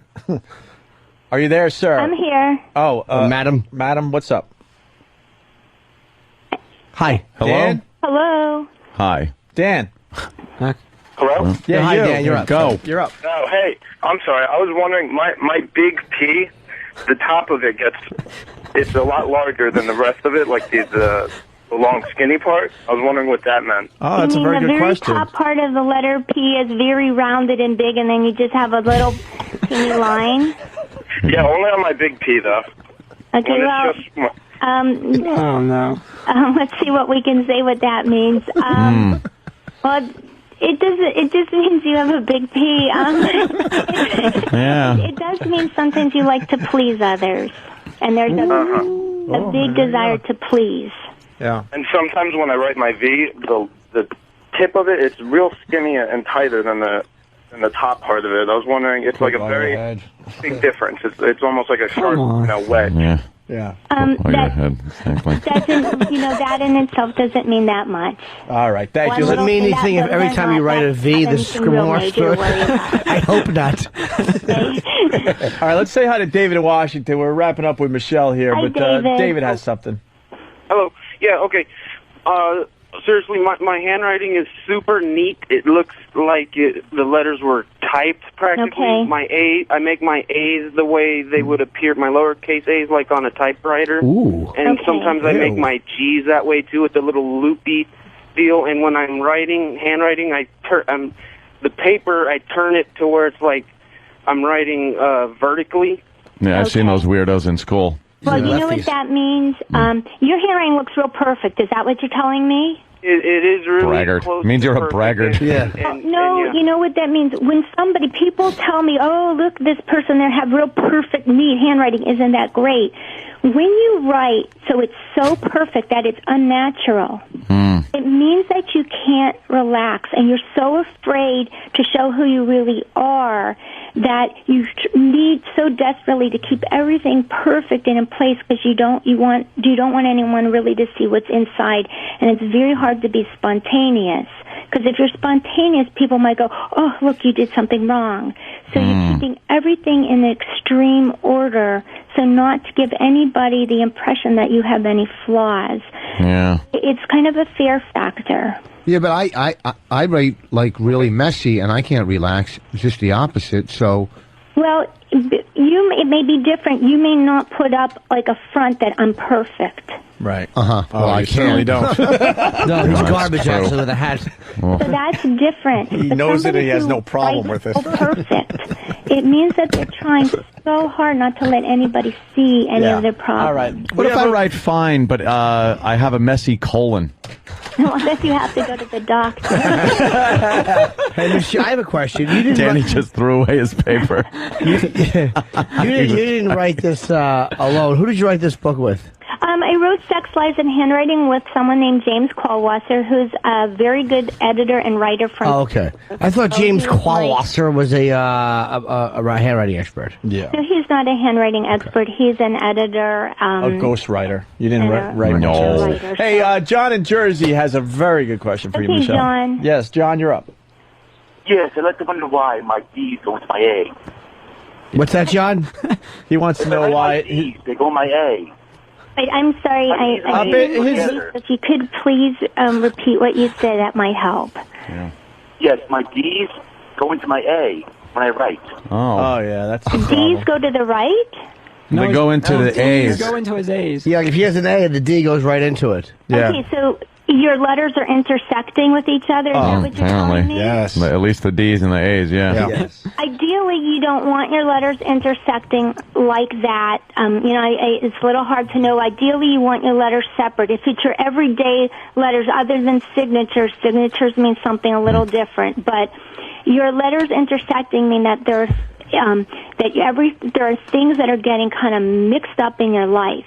Ideally, you want to keep your letters not from intersecting and not from going overlapping like that. Wait, what does it mean? I have a like question. God said. What does it mean if you're signing a J, right? What's it mean if you sign a J in cursive and the top of the J is really big and round, but the small part of the J, the lower part of the looping part of the J is very small and tight at the bottom?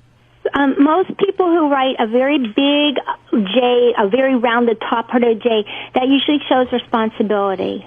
And what is the lower part? Of no lower loop, it means they're not too much into the sex part. Responsible and no sex. Right, responsibly. What? I know. Yes? The people that mix cursive with print. Cursive with print. If you do cursive with printing in a way that is efficient, it means you're exceptionally bright and creative. You'll find people who are musicians, I do that all the time. artists, speakers, who are creative and bright. They do this form of called print writing, where they actually combine printing and cursive, and you'll find that in very creative, bright people's handwriting. I think I do that. Oh, good! It's a very good sign. Oh, that's good. Yes. What about those dopey girls with the hearts over the eyes and stuff? Yeah, what does that mean when bitches do that? It means something different than if it's a boy who does it. What does it mean? Oh, what if a boy does it? Usually people who do the little they're almost always teenagers. Yeah. Right. And it's somebody obvious. It's like pretty obvious what it means. It's if it's a teenage girl, it means, hi, I feel romantic. Oh, Can I go in your jacuzzi? Yeah, and it's got a heart over it. Yeah. Somebody does that when they get older, though. It means that it can be kind of immature or a little too romantic. And that means I'm coming over to burn some clothes. Yeah. All right. I guess it all depends on the person doing it. That what you trying to tell me? Your turn. Well, it depends on their age, too. Yeah. How about they fall? Go ahead, you talk. For somebody 15, and they're not appropriate for somebody older than that. Like, right. People sometimes do the circle eye dots, too. A lot of people do that. Yeah. All right. Hey, the X was a great call. It was very where are you based out of, sweetie? Where am I based out of? I'm from Pittsburgh, Pennsylvania. Oh, cool. Well, it's been nice talking to you. Yeah, when are you going to make it to the big time and get out of that hellhole? Oh, I don't know. I'm trying. If everybody out there buys Sex, Lies, and Handwriting, I could get out of Pittsburgh. Oh, that would rock, right? That would rock. Where are you going to move to? Oh, I don't know. If I had my choice to move anywhere in the world, I think I'd go to some Caribbean. I might go to an island right now and just snorkel every day and take some time off and just relax for a little bit. All wrinkly. Well, Snorkel every day. Yeesh. Well, all right. Thank you for the help. I might go up to New York City. All right. Well, there you go. You were very nice. Well, thank you. It was such a pleasure to talk to you. Sex, Lies, and Handwriting. I got to say, at first, like Opie said, I saw this book. I didn't hold much interest, but now after talking to you, I really do want to read this. Yeah, great. Yeah, you know what? I tried to do it in a really fun way, so it's not real technical, but you do learn a lot. And I just wanted it to be a really fun book. So I think you'd enjoy Sex, Lies, and Handwriting, and I thank you so much. Book held up. Thank you, Michelle. Book held up better than that bro book did. That's for sure. No kidding. Yeah, thank you. There she goes. And I have Bye. a big P in me, Michelle too. Dressbold. David's been chiming in a lot. I love it. Yeah. David's hysterical. He'll just, yeah. What did he laugh at with E-Rock before? I don't know. Zero at the line to him or something? Yeah. Hey, I'll see you guys later. He threw in a little E-Rock, a later, Rich. little crack at E-Rock, too. What are you Pretty looking good. for? Where you going, looking Rich? for? What are you doing? Your The teeth? big goodbye? Scram. Are you doing your teeth? Yeah, I'm going to do my teeth. Yeah. Yeah. All right. Are you going to, we're going to videotape you doing some of your comedy without teeth? If I remember, yeah, I'll do some comedy without All right, teeth. good. All right. All right, good luck. Listen, I'll see you guys in. Good luck to you, buddy. Thanks for All joining right, me good this luck. weekend. Good luck, Voss. Come back. What is this guy? You're not allowed to talk to me. David's Shut your hysterical. mouth. Good luck, Voss. I know. Why? Take it David's easy. right. David fucking is wishing Voss good luck, right or Thank wrong? you. Yes, I am. Yeah. Thank you. You wouldn't have good luck if it wasn't for my David. We love David. David's Yes. a good boy. David's a good egg. The JJ is all right. David is a fucking, David's a mensch. All right. David, why don't you get up and leave? Is Voss slamming the door? Become an intern again. All right. Good job, There he David. goes. Good job today, David. Yeah. You feel satisfied with your performance? Definitely. Were there any parts that you wished were better? I don't know. Not today. Yeah, you have that analysis. Analysis. It was pretty good, huh? Spot on. Yeah, she was perfect. She got it right You're on. Very Yep. good. Did they think you were slow when you were a kid? They thought so. Aww. They thought so, yeah. But they know you're not now, right? They know. They know. All right, David. Filled our quota of certain jokes, which was good. There's some good ones in there. Our daily quota of horrific jokes. Big sloppy period was great. All right, David. Okay, David. Jesus. Thank you. All right, David. Horrible. Just awful There goes people. David. It's just perfect And it's as a joke. It's completely unnecessary. Of course it is. On a daily basis. It's brutal for no reason. Oh, God. All right, here we go. Why don't we do line of the day and get the fuck Yep. out of here? Let's line rock. of the day is brought to you by WebEx.com. By the way, Voss is going to be, we got to give him the plug. Yes. Funny Bone, Virginia. Virginia Beach. Voss, what's the plug? On your way, tell Poe to grab my truck. Thanks. Virginia Beach this weekend, but I forgot. Right. Next weekend up in Boston at Dick's Beantown Comedy Vault in Boston next weekend, Halloween weekend. Oh. Yeah. Ooh. Also but go anyhow- dressed as a dummy. Oh, please. Just kidding. All right, thanks, you guys. All right, the Virginia Beach. When are you going to be there? I'll be there Wednesday through Sunday this week. All right. At Funny Virginia Bone. Beach, Funny Bone. All right, See you great. later. All right, man. Good luck, buddy. WebEx.com. Hold meetings, make presentations, do it from the comfort of your own home or office. Check it out at WebEx.com. One of many runner-up lines of the day. Brother got MRSA from sharing tattoo ointment. Friend got MRSA from karate or had MRSA on my back. We take one more. MRSA Poe. That's hilarious. Karate. We talked about that today? That seems like yesterday, right? No. Another runner-up line of the day. Don't ever use chiclet on our show again. I can't believe you haven't heard that. I read the one about Because we're cool. ex-wives, The Secret Life of C's.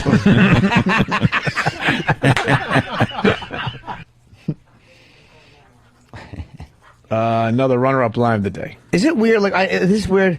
Somebody told me that I make, like, the letter I make huge. Like when I'm writing I, and somebody says because my penis is large. I think that's the reason. All right, goes right along with you, You Jimmy. hear David? David. You hear JJ? JJ. He was just so laughing. thrilled with that joke. Oh, David fucking love this. tickled him. Tickled him pink. Yeah. Boy, she had a hot voice, huh? Yeah. A lot of people noticing the hot voice on that Yeah. show. Can you get a picture of her, Dan? Well, she has a hot voice, Jimmy. Here's the runner-up line of the day. Oh, Another no, one. she a fatty? No. Is it true that Olivia Newton-John's W's look like U's? I don't know. Oh my God, that one I don't know. Wow. Hey, what does it mean? What does it mean if you sign stuff with just if you just sign your last name? You'll hear laughter in the background for the next 10 minutes. By the way, I just want to acknowledge that. But if you Olivia's Newton's John. I didn't even notice. My W's or a U. God damn, does that work? line was so good, it doesn't matter. Thank you. What are we? As soon as her name came up, I know. I knew what the point of the joke would be. I'm like, well, how are we going to get there today? What barbaric route are we going to take to get there today? What are we doing now? One more runner-up. It's like scrap porcelain. Somebody's using them as pillows right now. Heat tiles on the shuttle. Yeah. See, that's the joke, Rich. What? Heat tiles on the shuttle, not pillows. Who would want to lie on a hard pillow like that? I don't know. I don't know. He's just defeated again. Yeah, It's whatever. I don't know. I don't know. God. Here's your line of the day. Ooh. Here comes line of the day. Oh, Line of the day. his own backup vocals.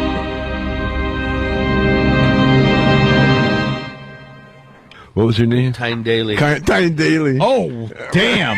I still laugh at that. When the hell was that? Was that recent? Must have been hilarious in jail. Good point. Who are you a love interest for? There's a little improv stand-up for you. For ya. I think line of the day, though, should have been great. you want to ask him a question? Who are you? Yeah. Who are you? That was strong. Who are you? LiveNation.com for Cheech and John. Cheech and John.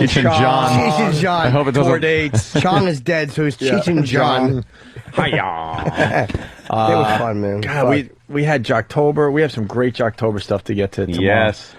Jimmy's book, I Hate Your Guts. We got one of the first few copies No, you got today. the first ones. The first one. Yes, I had one copy sent to me at the end of last week, and then the first ones I got were you guys. I'll have this read by Friday. Now, Jimmy, the one thing, they can pre-order on Amazon? They can, yes. Why is Aunt and I's thank you below the thank you for your mom, dad, sister, and nephew? Because what happened was they tend to complain because originally I had you guys first, and I had them actually below Club Soda Kenny. You had them below Club Soda Kenny? No, they did that voluntarily. It was below. Below, Kenny likes sloppy party bottoms.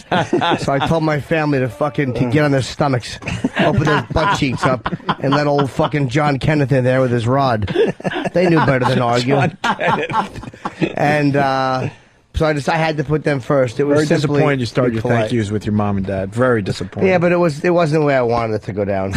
I'm just fucking. Oh, is it really? That's fine. Jim Norton, I Hate Your Guts. The book looks like it's going to be just as good, if not better, than Happy Endings. Thank you. It's And I definitely a like different Happy tone, Endings too. a lot. Definitely different. A completely different direction. So Yeah.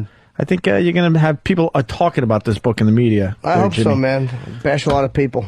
We do everything else we need to do. Oh, a Cheech and Chong ID. They did a pretty good job on, I heard. Oh, they're probably following the Superfly, I'm thinking. E-Rock brought in the ID, so there's got to be something here with this Cheech and Chong. Let me see what this Hi, Roland.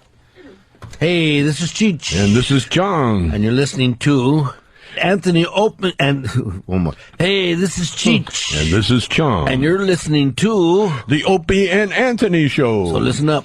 But I can't tell those guys apart. Can you? One guy's they're both white. Okay. It's good. A little racially insensitive. Yeah, I'm not happy about that.